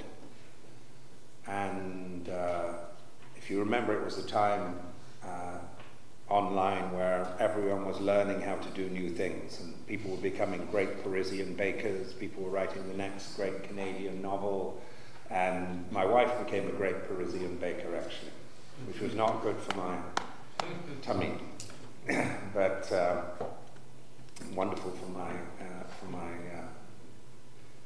sense of taste. But I just decided that I wasn't going to do anything. I was just going to enjoy the time. I'd been traveling non-stop, speaking all around the world for years and years and years, and I was so relieved when it stopped. I did not have to get on a plane. I was not wanted anywhere. And it was and once I'd established my online speaking from my studies, so that I have a small team of people, so I could pay them. And I was happy. I said, I'm not going to do anything. I'm not going to become anything. I'm not going to write a book. I'm just going to leave it. And about 6 months into it, I was looking at my Apple screen and watching a documentary. It was a BBC documentary, and it was called The Secret Life of Monks. And I recommend it to you all. And I was stood there, and the screen's big, so it's close to me. And so I'm having this very intimate experience, and the documentary opens up with this monk in bed, and he's speaking in a very weak voice. It takes time to entrain to what he's saying. And he's talking about his life in the monastery, and he's been there for 40 years or so, maybe even 50 years. He came in when he was 18 or 19, and now he's 90 years old or so. So even longer. And he's talking about all his strange ideas he had about what he thought religious life was, what he thought prayer was, what he thought a life, as a Christian was. And then suddenly out of nowhere, he says, I gave up praying years ago, he said. And there was a heartbeat where you think, oh, he lost his faith. He's got everything taken care of. He can sing in the chapel with all the other lads, and he's got 3 square meals a day. It was only a heartbeat because he said, oh, I gave up praying years ago because my whole life became prayer. I was living and breathing from the atmosphere of prayer. And his eyes were so alive, actually. And then you realize he's on his deathbed, actually. They'd allowed the television group, the documentarians, to interview him on his deathbed. Because the next image was him in his coffin with all of his fellow monks around him, singing the offices of prayer over his body. And then they showed him being lowered into the ground with the dirt being shoveled over him. And the tears were just running down my face, actually, as I watched this. It was that bumping in the wood, my allowing the not knowing, and then suddenly bump, I hit something there, and I started writing. And it was the first poem of a whole series of poems that became my book. My volume called Still Possible, yeah, which is here. Yeah. Oh no, they're both essentials, okay. I don't have it with me. But luckily I have the poem memorized. So this is called Your Prayer. And it brings together the stopping the conversation, the unknown, and the coming to ground in a new realization. And then we'll open it up. So your prayer. Your prayer only began with words. Your prayer only began with words. Each one just a hand on the door to silence. Your prayer only began with words. Each one just a hand on the door to silence. Each one just you putting your full weight against everything you thought you could never deserve. Your prayer only began with words.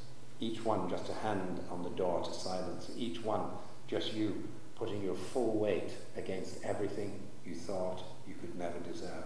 Even in your gathered, chanted strength in the chapel, what you said in the end was just a shoulder against the grain of wood, trying to keep the entrance open, until that door, which had been no door at all, gave way to necessary grief.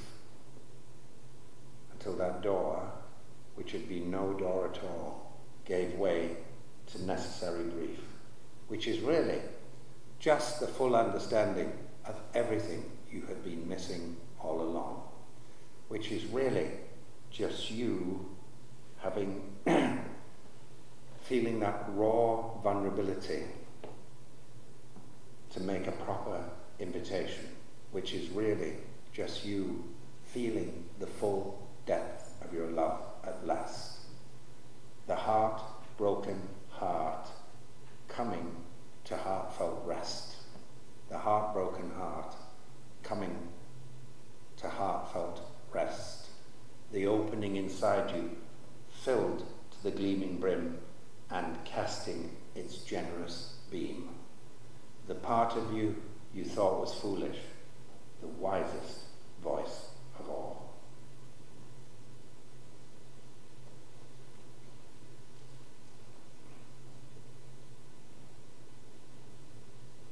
Your prayer only began with words. Each one just a hand on the door to silence. Each one just you putting your full weight against everything you thought you could never deserve. John O'Donoghue used to talk about he said, in theological terms, this is known as the Julie Andrews moment, which is, I must have done something good. If you get something, you have to actually feel you deserve what you're being given before you can take it fully.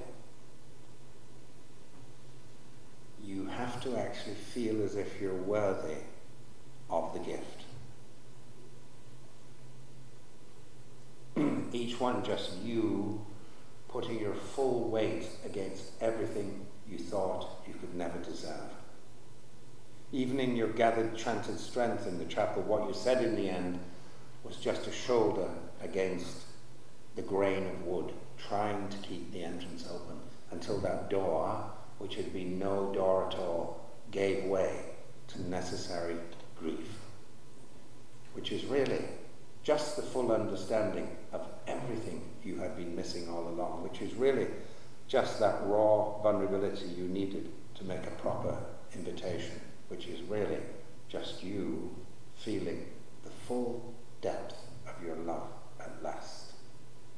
The heart-broken heart coming to heartfelt rest. The opening inside you filled to the gleaming brim and casting its generous beam. The part of you you thought was foolish, the wisest voice of all.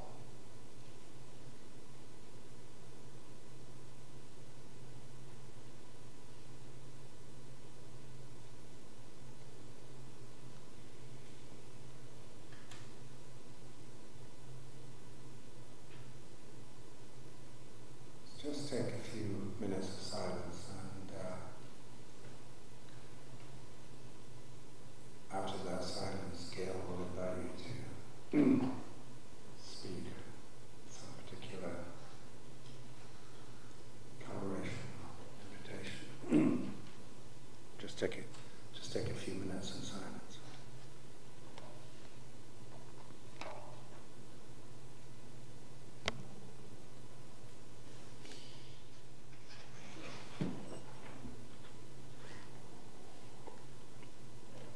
David's work reminds me of a moment that I had at the University of Notre Dame, and I was there to teach leadership, and I had just taken my vows, the Bodhisattva vows, in the Zen tradition, and they put me up in one of the faculty rooms. They did it. I was there with Bob Anderson, who some of you might have run into.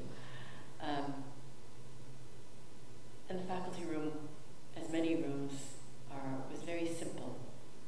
Bed, desk, dresser, crucifix. And I thought I knew what it was all about. I had been to Catholic school for 15 years, so I assumed, in the arrogance of a couple decades ago now, that I knew what it was about.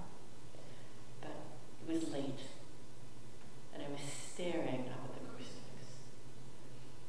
And I remember not consciously thinking about it, but I was lying on the bed, and I mirrored the position of the cross.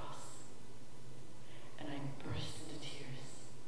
And I sobbed, and I sobbed, and I sobbed, because what I felt like I got, felt sense, not known, I felt like I got was that his gift to me in that moment was the beautiful question of how do I stay open? Because there's no closing in this position. How do I stay open in the face of everything? And that, for me, was the beautiful question that since I have started to shape my identity around, I don't know the answer. But I feel like the practices, prayer, silence, question, relationship, helped me live my way into that answer. And I came into a very new relationship because as a small child going to school, I felt like the crucifix was a little creepy, only because I didn't understand what that fundamental position of openness and woundedness actually meant in the way that I felt it that night. So I'm curious for you, for whatever no mezzo in the middle of whatever dark night that you found yourself in, what question did you find yourself beginning to live into?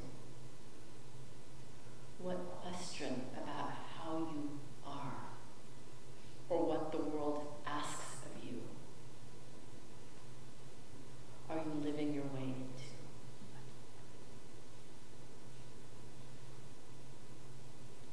What question helps keep you open?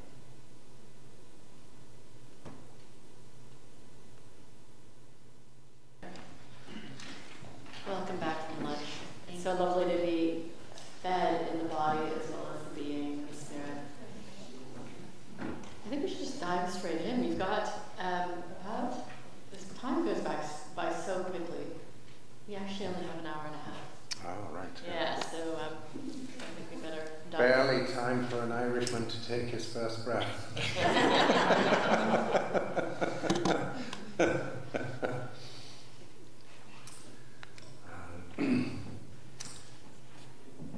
So following the path of vulnerability, so I think it's nice to work with the whole image of traveling, of being a pelerin, pèlerin, in Francais, and which comes from peregrinatio Deo, the wanderer on behalf of God.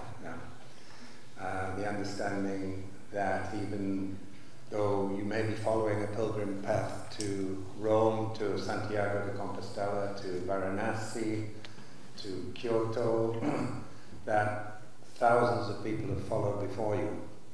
you are walking that path in a way that no one has ever walked it before. No one walks or limps along that way in the way that you do. There's a lovely story from the early Pali texts, which are the first texts of Buddhism. Pali was a language which was extant in Ceylon, in Sri Lanka, at the time of Buddha's life, and all the other early records have disappeared, but they survived in Pali, in Ceylon, and that's why they're called the Pali texts. But there's a lovely story about when Buddha first stood up from under the Bodhi tree when he was enlightened and walked and started speaking and naturally gathered people around him because everyone could see and hear that he was an extraordinary presence. And before long he had hundreds of followers. And like every congregation, there were the people at the front who sit there, who were very committed, very disciplined, very prayerful. And then there was a more hooligan element at the back. You see this in the west of Ireland at Mass, yeah. There's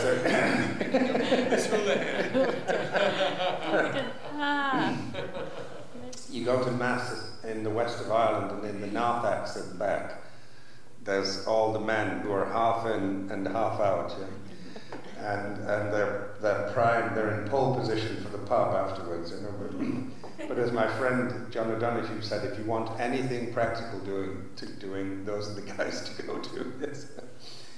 But so there were these men at the back, you know, they'd listen to Buddha and then they'd be off drinking and having a great time in the evening. But they would turn up every day, and there's one fellow finally plucked up the courage to say, "Can I ask a question, Buddha?" And he said, "Yes, please do." And he said, "You know, you're so extraordinary, you're so marvelous, you're such a wonderful example, and then all these people at the front are such a wonderful example. They're sat cross-legged with upright backs, and they're silent, and they're there every day, and they follow your precepts even when the talk is finished." He said, "Me, I go off with the guys, and I fall down every evening. But I do come back," he says. "I fall down. Do you have any advice?" And Buddha said, "Yes, I've got very good advice." And he said, "What's that, Buddha?" He said, "Just fall forwards," he said. "Just fall in the direction which you want to go." Beautiful, compassionate invitation. And the understanding that much of what we actually learn in life, we learn through our flaws and through our inability to understand. Meister Eckhart, the great Dominican mystic, was once asked by one of his parishioners, he said, "What is God?" Someone who was probably going through a really difficult time. And Meister Eckhart said, "God is pure absence. God is pure absence." Like this gravitational pull, as the young woman at the back whose name I've forgotten was mentioning this morning. Whatever you feel is most missing, that's just as much a prayerful camino as what you feel you understand and experience fully. What is drawing you beyond yourself? The ability to fall in the right direction as you stumble. So this is a little piece I wrote for beginning the pilgrim path. It's just a very short piece, which is really taking, you know, we've stopped the previous conversation, we've made a proper conversation with the unknown, we've gone through the throes and trauma of disappearance, and we've run into something else, and from that place we can take a step, and now we're going to take that gift out into the world, we're going to take that experience. And of course, all of these elements happen simultaneously. It's not necessarily a linear experience. We're just talking them about them in a linear way so that we can understand them. Some of them are happening simultaneously.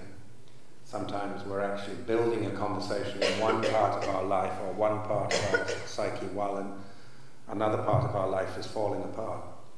This part is actually growing over here. So they're happening simultaneously within each other. But this is for setting off, and it's a very, very short poem. It's called For the Road to Santiago. For the road to Santiago, don't make new declarations about what to bring or what to leave behind. For the road to Santiago, don't make new declarations about what to bring and what to leave behind. Bring what you have. Just bring what you have. You were always going that way anyway. You were always going that way all along. The road to Santiago. Don't make new declarations. That was quite a radical line for me to overhear myself saying, because I said, wait a minute, David, your whole shtick is making new declarations. That's what your work is about. You're telling yourself not to make.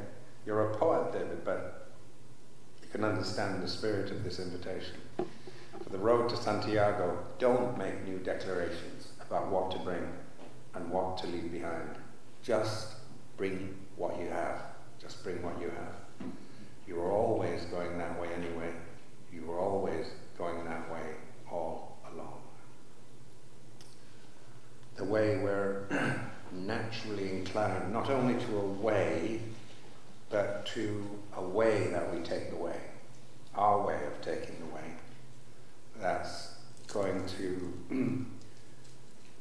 to bless our individuality while taking something out that's going to be a gift in the communal world, so that we can then encourage other people to embody the spirit that they were given at birth in this world, in this astonishing world. So I have a whole cycle of poems about the Camino de Santiago de Compostela. Not because I've ever walked that, although I've walked many other pilgrim paths in the world, but because at one time in my life, 1/3 of my friends were preparing to go on the Camino, 1/3 were on it, and 1/3 had come back and were telling me stories about what had happened, and all of them had remarkable experiences of going forward in a way, and of being broken open into some kind of vulnerable generosity. And so I started to write poems in the voices of my friends, capturing their experiences. And this is one from my Irish niece, Marlene McCormick. I knew her from when she was little, and she lived on this idyllic farm in the middle of County Clare in Ireland, with all her brothers and sisters and friends, with lots of sheep and goats and Connemara ponies, just an idyllic place to live, actually. And my son and daughter have also spent time there. Gayle's been there. It's one of my perfect places in the world, actually. But like all little girls, she grew up to be a young woman. And she went off to study drama at the University of Sligo, actually. And she didn't study drama to teach drama. She wanted to become a playwright, to become a dramatist, which is quite a courageous thing to do. And she knew that I did work in the corporate world. She knew I was a poet first and foremost, but she didn't know how this corporate thing worked. But she said to me, I suppose with a degree in drama, the major organizations of this world will not be wanting to employ me. And I said, listen, Marlene, I've worked in hundreds of organizations around the world. A degree in drama is what would most prepare you for organizational life. Where 2 or 3 are gathered together, there will be drama, yes. And that's part of being willingly and robust enough to join that drama, actually. So she finished her degree at the University of Sligo, and she was still in the dark woods. She didn't know how she was going to make this work. So she was very good to herself, and she went off to walk the Camino de Santiago de Compostela. And she spent 6 weeks walking it, alternatively by herself, and then she joined this group of Koreans, and got to know Korean culture for the first time in her life. And then you get to Santiago, it's a very busy place, and there's every reason to forget why you started the journey in the first place. But you do get the opportunity to go on for another 3 days and 3 nights to Finisterre. Finisterre, yeah. How many people have walked it? Lovely. Yeah, quite a few. Yeah. Yeah. 1/3 of you will come back. 1/3 of you are preparing to. And all those people whose labels are out there, they're already on the Camino. Yeah.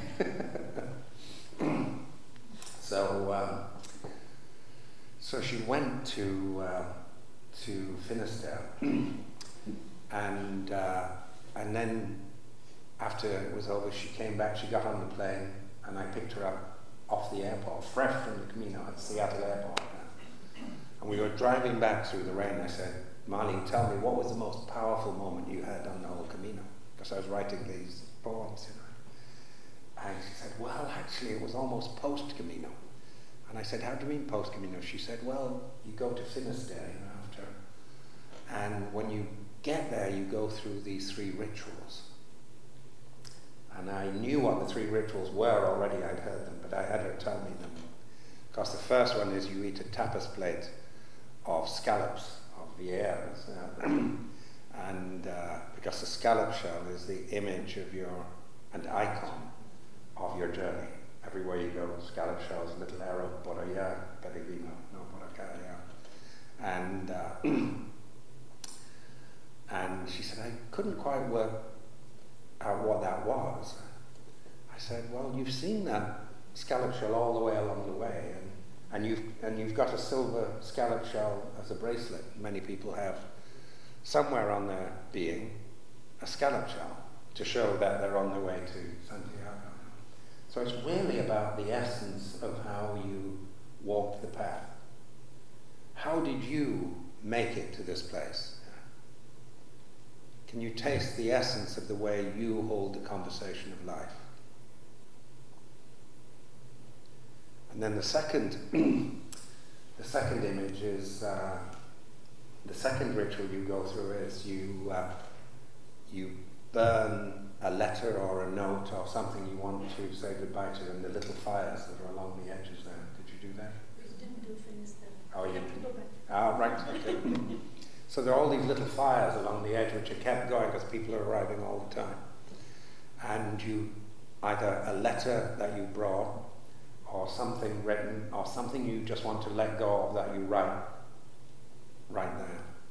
And I said, what did you burn, Marlene? She said, 2 letters and a postcard, probably unrequited love letters and notes,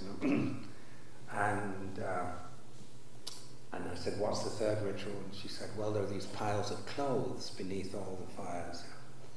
So you leave something that you've worn.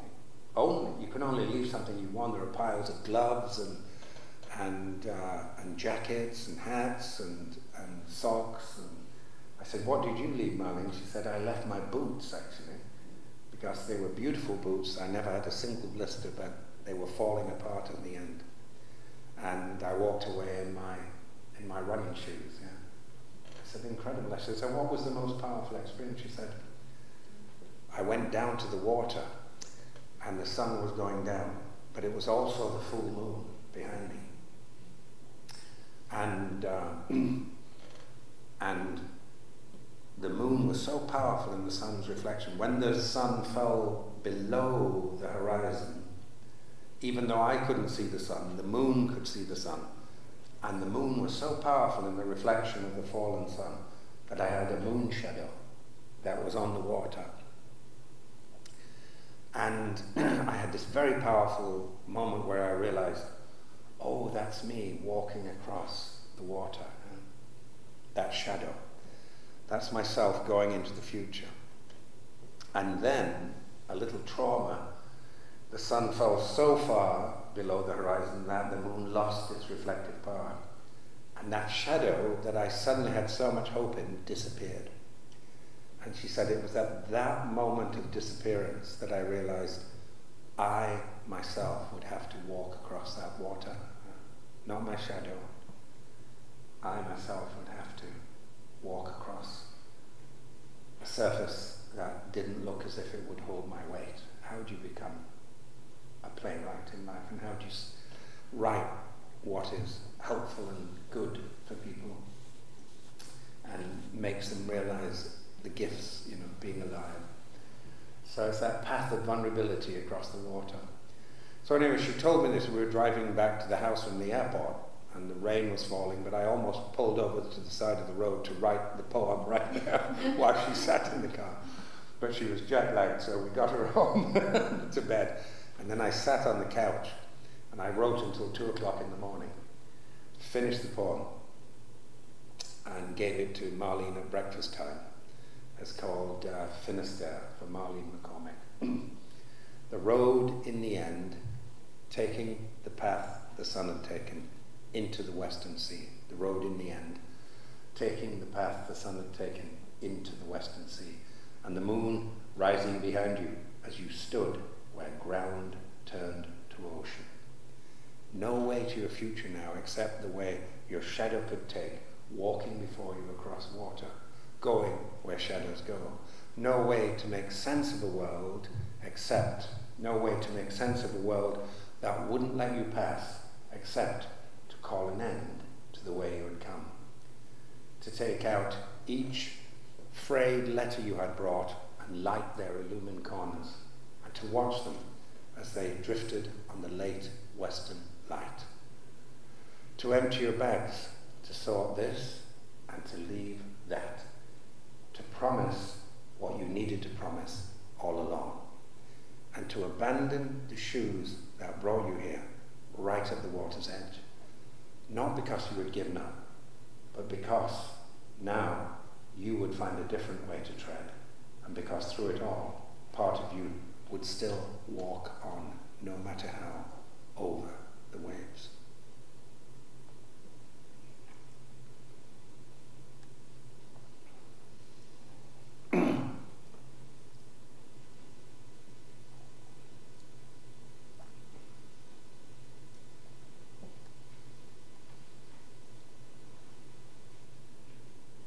Road in the end, taking the path the sun had taken into the Western Sea, and the moon rising behind you as you stood where ground turned to ocean.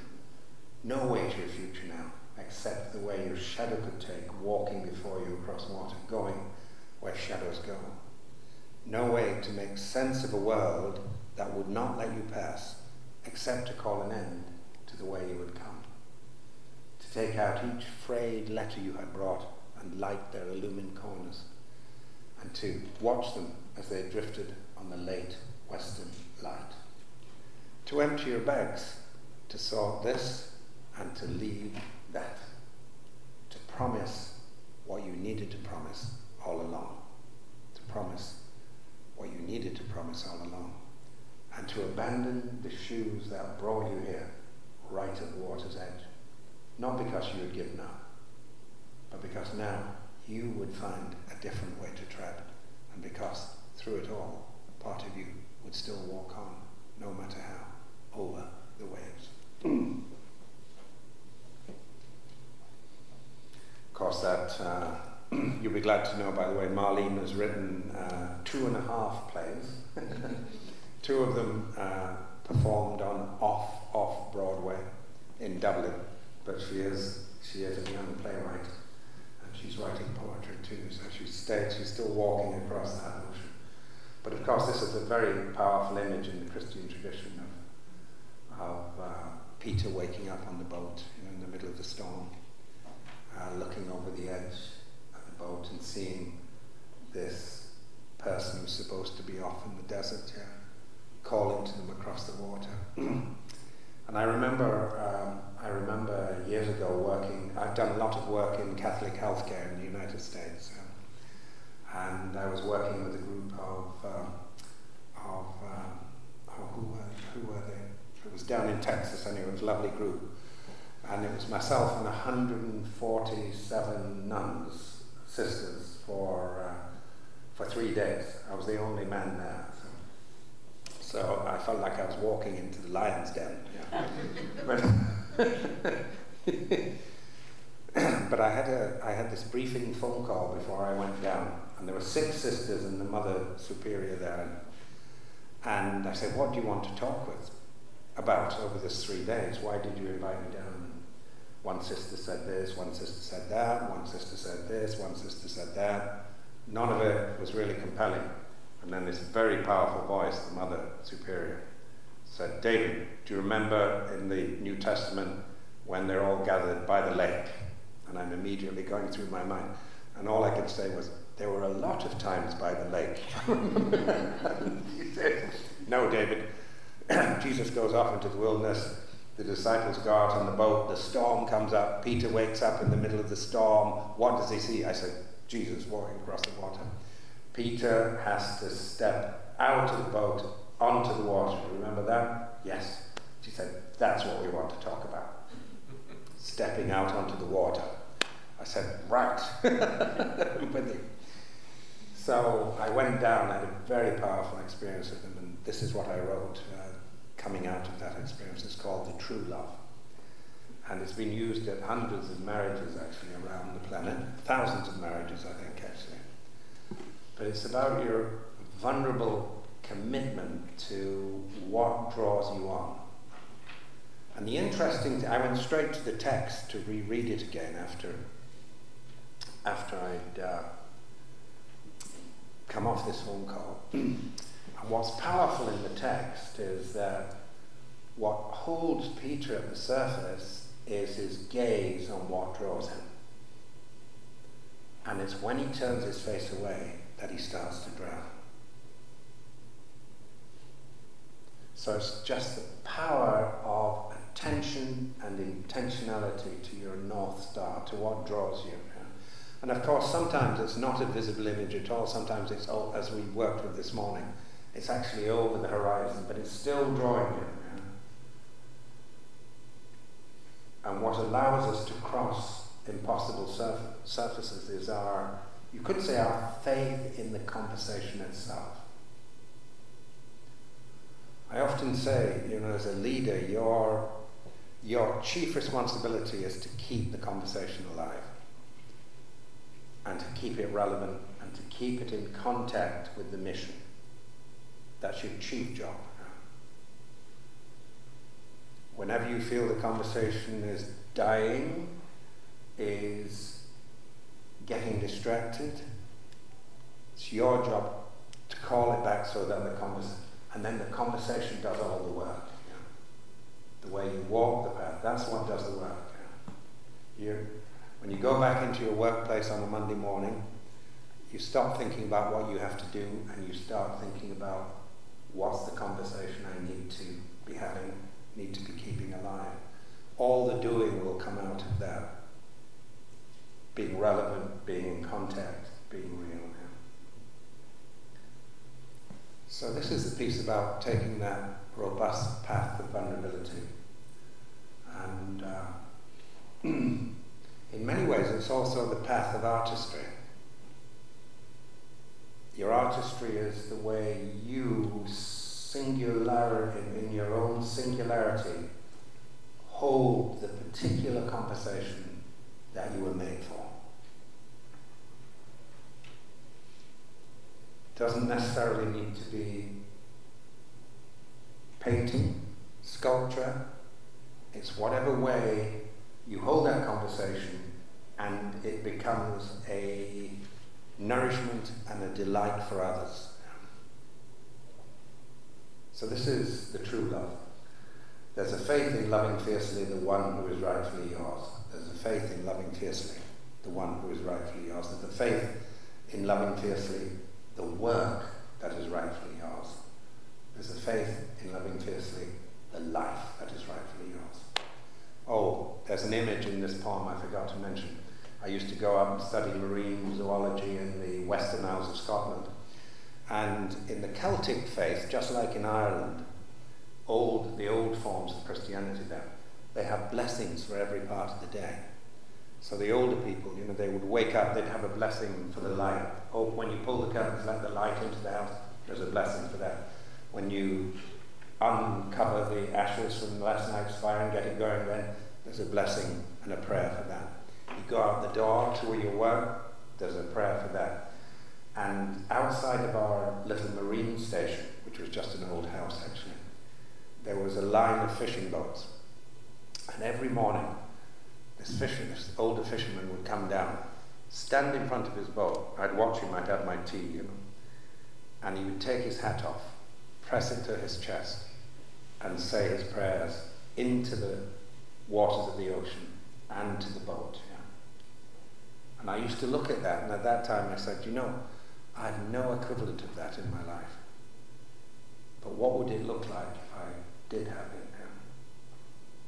There's a faith in loving fiercely the one who is rightfully yours.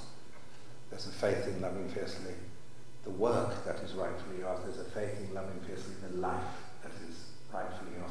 Especially if you have waited years. And especially if you never believed you could deserve that loved and beckoning hand held out to you this way. I'm thinking of faith now and the testaments of loneliness and what we feel we are worthy of in this world. I'm thinking of faith now and the testaments of loneliness and what we feel we are worthy of in this world. Years ago in the Hebrides, I remember an old man who walked every day on the grey stones to the shore of baying seals, who would press his hat to his chest in the blustering salt wind and say his prayer to the turbulent Jesus hidden in the water. And I think of the story of the storm, and everyone waking and seeing the distant yet familiar figure far across the water calling to them, and how we're all waiting for that abrupt waking, and that moment we have to say yes, except it will not come so grandly, so biblically, but more subtly in the face of the one we know we have to love. Except it will not come so grandly, so biblically, but more subtly and intimately in the faces of the ones we know we have to love. So that when we finally step out of the boat towards them, we find everything holds us and everything sustains our courage. And if you wanted to drown, you could. If you wanted to drown, you could drown, but you don't. You don't, because finally, after all this struggle and all these years, you simply don't want to anymore. You've simply had enough of drowning.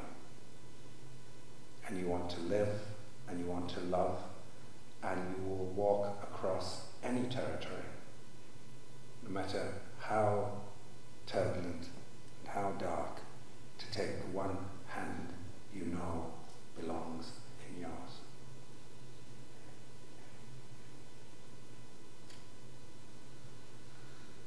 And if you wanted to drown, you could drown, but you don't. You don't, because finally, after all this struggle and all these years, you've simply had enough of drowning. And you want to live, and you want to love, and you will walk across any territory, however fluid and however dangerous, to take the one hand you know belongs in yours.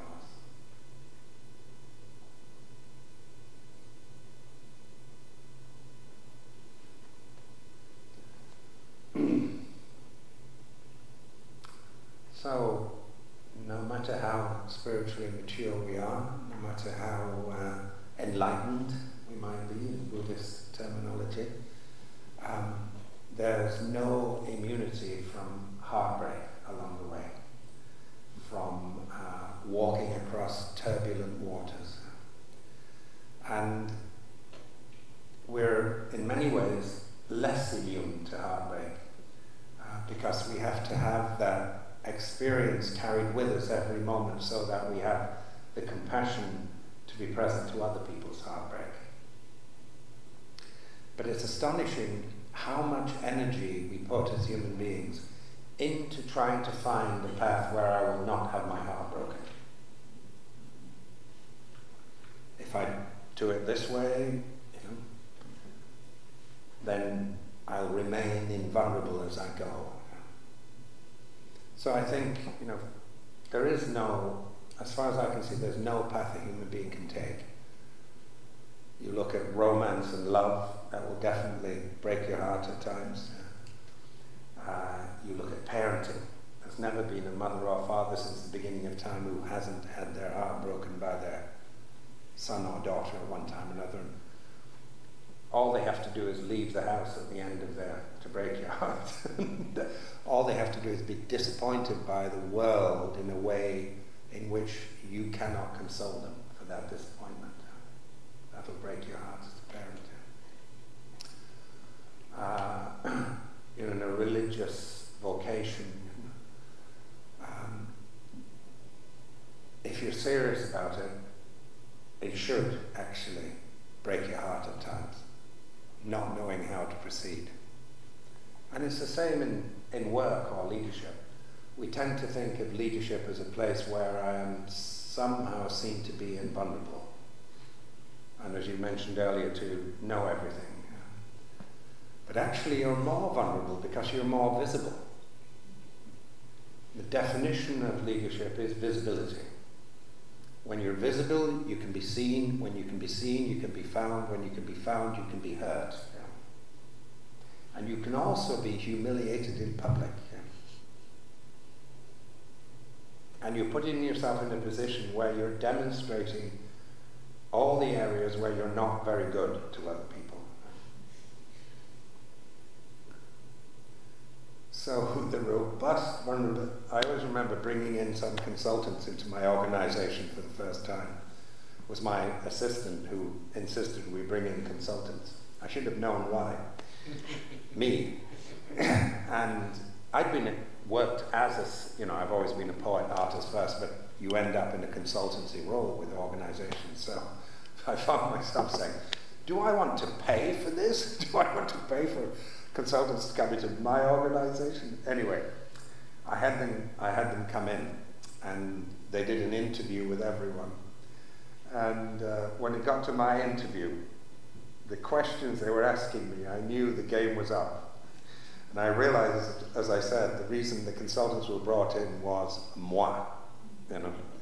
It was me that was standing in the way of these leading questions. I said, okay, you don't have to finish these questions. I know where this is leading. Yeah. What do I need to do to change? And we were off to the races, and it was a real revolution in my little organization. But the interesting thing is, as I said earlier, everyone who works with you and for you has already seen all your difficulties and flaws. And many of the conversations that occur around you as a leader are actually hiding from you the fact that they know. They're helping you not to know that they know. They're being kind to you.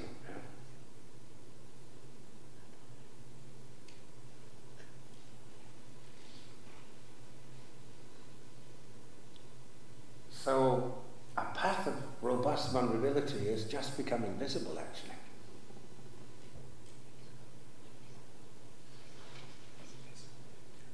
So you're visible whether or not you try to hide there or not, so you might as well just be straight about it. Yeah?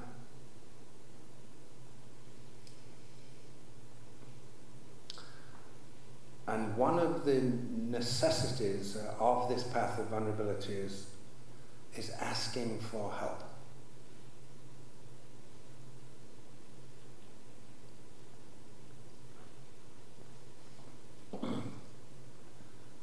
Asking other people to help you. There are two forms of help we need to ask for as human beings. One is visible help. And it's amazing how difficult it is for us to ask for everyday help. Even just on an aeroplane a few years ago, there was a very, very short woman trying to get a very, very big suitcase into the overhead bin. She was so short, and she had the bin, she had the bag on top of her head, actually, trying to get it. And I said, here, love, let me help you with that. She said, oh, no, I can do it. She was going down the aisle like this with the bag on top of her head. She said, I can do it. I said, by the laws of physics, I said, you cannot get that baggage. So I snatched it off her and put it in the overhead bin. You'd think I'd done her an injury. But we're all like that at times. We find it so difficult to be helped. It's a real discipline, actually, just to make an art form out of asking other people to help you. I spent a year doing this while I was first exploring this whole asking for help. And I said, right, every day of this year, I'm going to ask someone by phone, in person, by email, for help with one thing, practical help. It was completely and utterly transformative. And one of the things I learned was people love to be needed. People love to be wanted. Especially if you identify a gift they have that you don't have. You say, listen, I'm really, really bad at this. Would you help me? And I did it within my organization too. People long to, it's like when you broke down on that road on our walking tour in the lakes. Yeah? There was a flat tire over there in the middle of nowhere. All the men poured out of the van, all wanting to help to put the tire back on. They just wanted to be needed. Yeah? And so it'd be interesting to take that as a discipline, actually. It was very useful for me. Asking every day for help with one practical physical thing, or one understanding, practical understanding from another person. The other thing about, there's not just visible help, that's the visible help, there's invisible help. Now, we all know what invisible help means in a religious sense, which is praying to God, praying to the angels, praying to the other realms to be helped from the other side. Yeah? But you can also think about invisible help in a very, very practical way, everyday way. Invisible help is the help that you do not as yet know you need. If you're not paying scintillating attention, if you're not paying absolute attention, you'll walk right past it. And all of us can remember times, when we were younger, where someone offered us help, and we said, oh, I don't need that. Especially if you're a young man, you need to know everything. Thank you. John Wayne, Clint Eastwood, I can do it. And you look back and you realize, oh my gosh, if I'd have taken that advice then, I could have saved myself 7 years of drama before I learned that little lesson that that person wanted to help me with. Yeah. So all of us can remember times where we walked past really good advice and we didn't take it, maybe until much later. So the beautiful question at the moment is, what help might you be walking past right now in your life?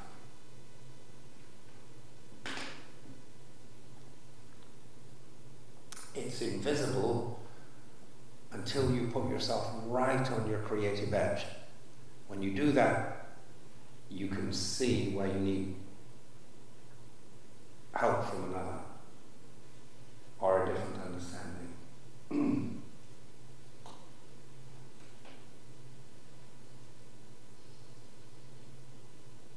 So, making the invitation for help. Do you want to say anything on that thing? Yeah. I do think we want to put them in conversation soon. Yes. We're coming on the edge of. Do you want to talk about making the invitation first? Yeah. So this is brings us to one of my beautiful questions has been how to shape a more invitational identity.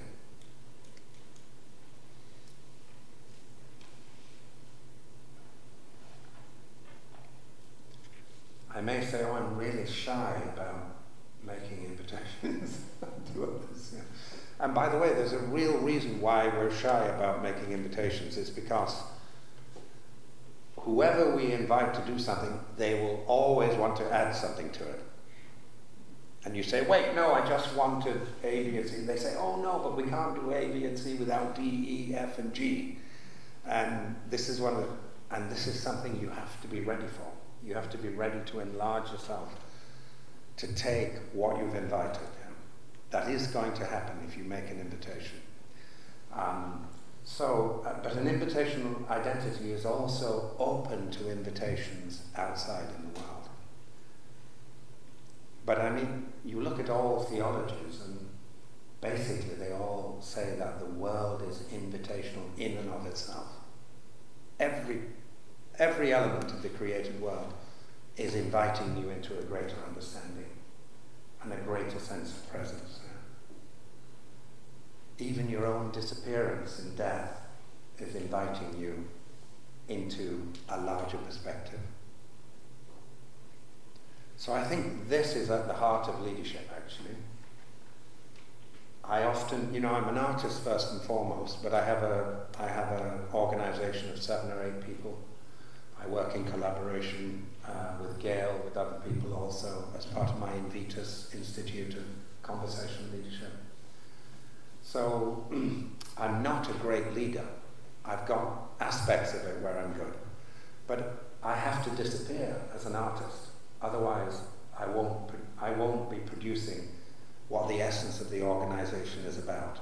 So at the moment, for instance, I'm writing a 2nd volume of these essays, Consolations, which have been great help to people around the world.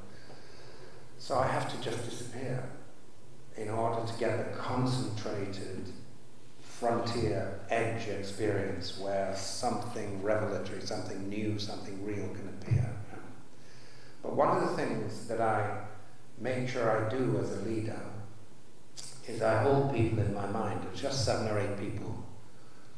And I try to keep in mind, every time I'm talking to them, what invitation do these people consciously and unconsciously want from me? What invitation do they want from the work for me to clarify? And I also think about the invitation that they're making to me.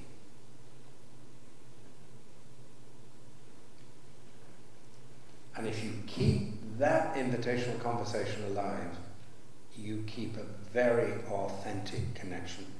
And it's the authentic connection that creates real loyalty. I'll give you a little example of this, and then we'll open it up to conversation. I have, our organization is so small that everyone does many, many different jobs. They all wear lots of different hats. But my personal assistant is Thomas, who's also the technical wizard in the whole organization. But finally one day he says, I don't want to be personal assistant anymore. Well, this would cause all kinds of trouble because he's such a good personal assistant, and we'd have to bring another person in. And I went through the grumbling stage, about him, but then I really started working with him. And I remember I was in the shower one morning, and I'm saying to myself, personal assistant. Why does he not want to be my personal assistant anymore?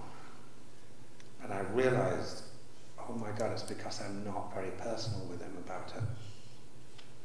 He needs it. He doesn't want to be personal assistant because it's not personal enough. And I literally got out of the shower with a towel around me, and I called him on the phone. I said, Thomas, I think I understand what the dynamic is. He said, really? I said, yes. I said, you don't want to be personal assistant because it's not personal enough. I need to be more personal with you. I need to be mentoring you. I need to be giving you advice if you want it, and we need to be talking about more personal things with you. And there's this silence on the phone. He said, oh my, he said, that's it. I hadn't realized it myself. He said, that's what I want. I said, great. I said, you still personal assistant? He said, yes. So we've gone on from there. Yeah.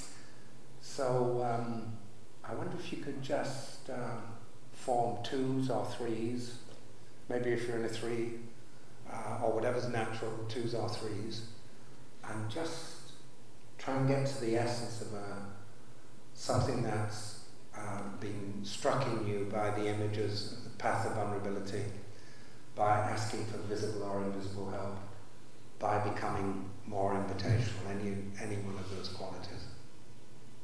And perhaps with somebody that you don't know so well yet. So grab a couple of people around you. You two turn around, find someone nearby, preferably less known.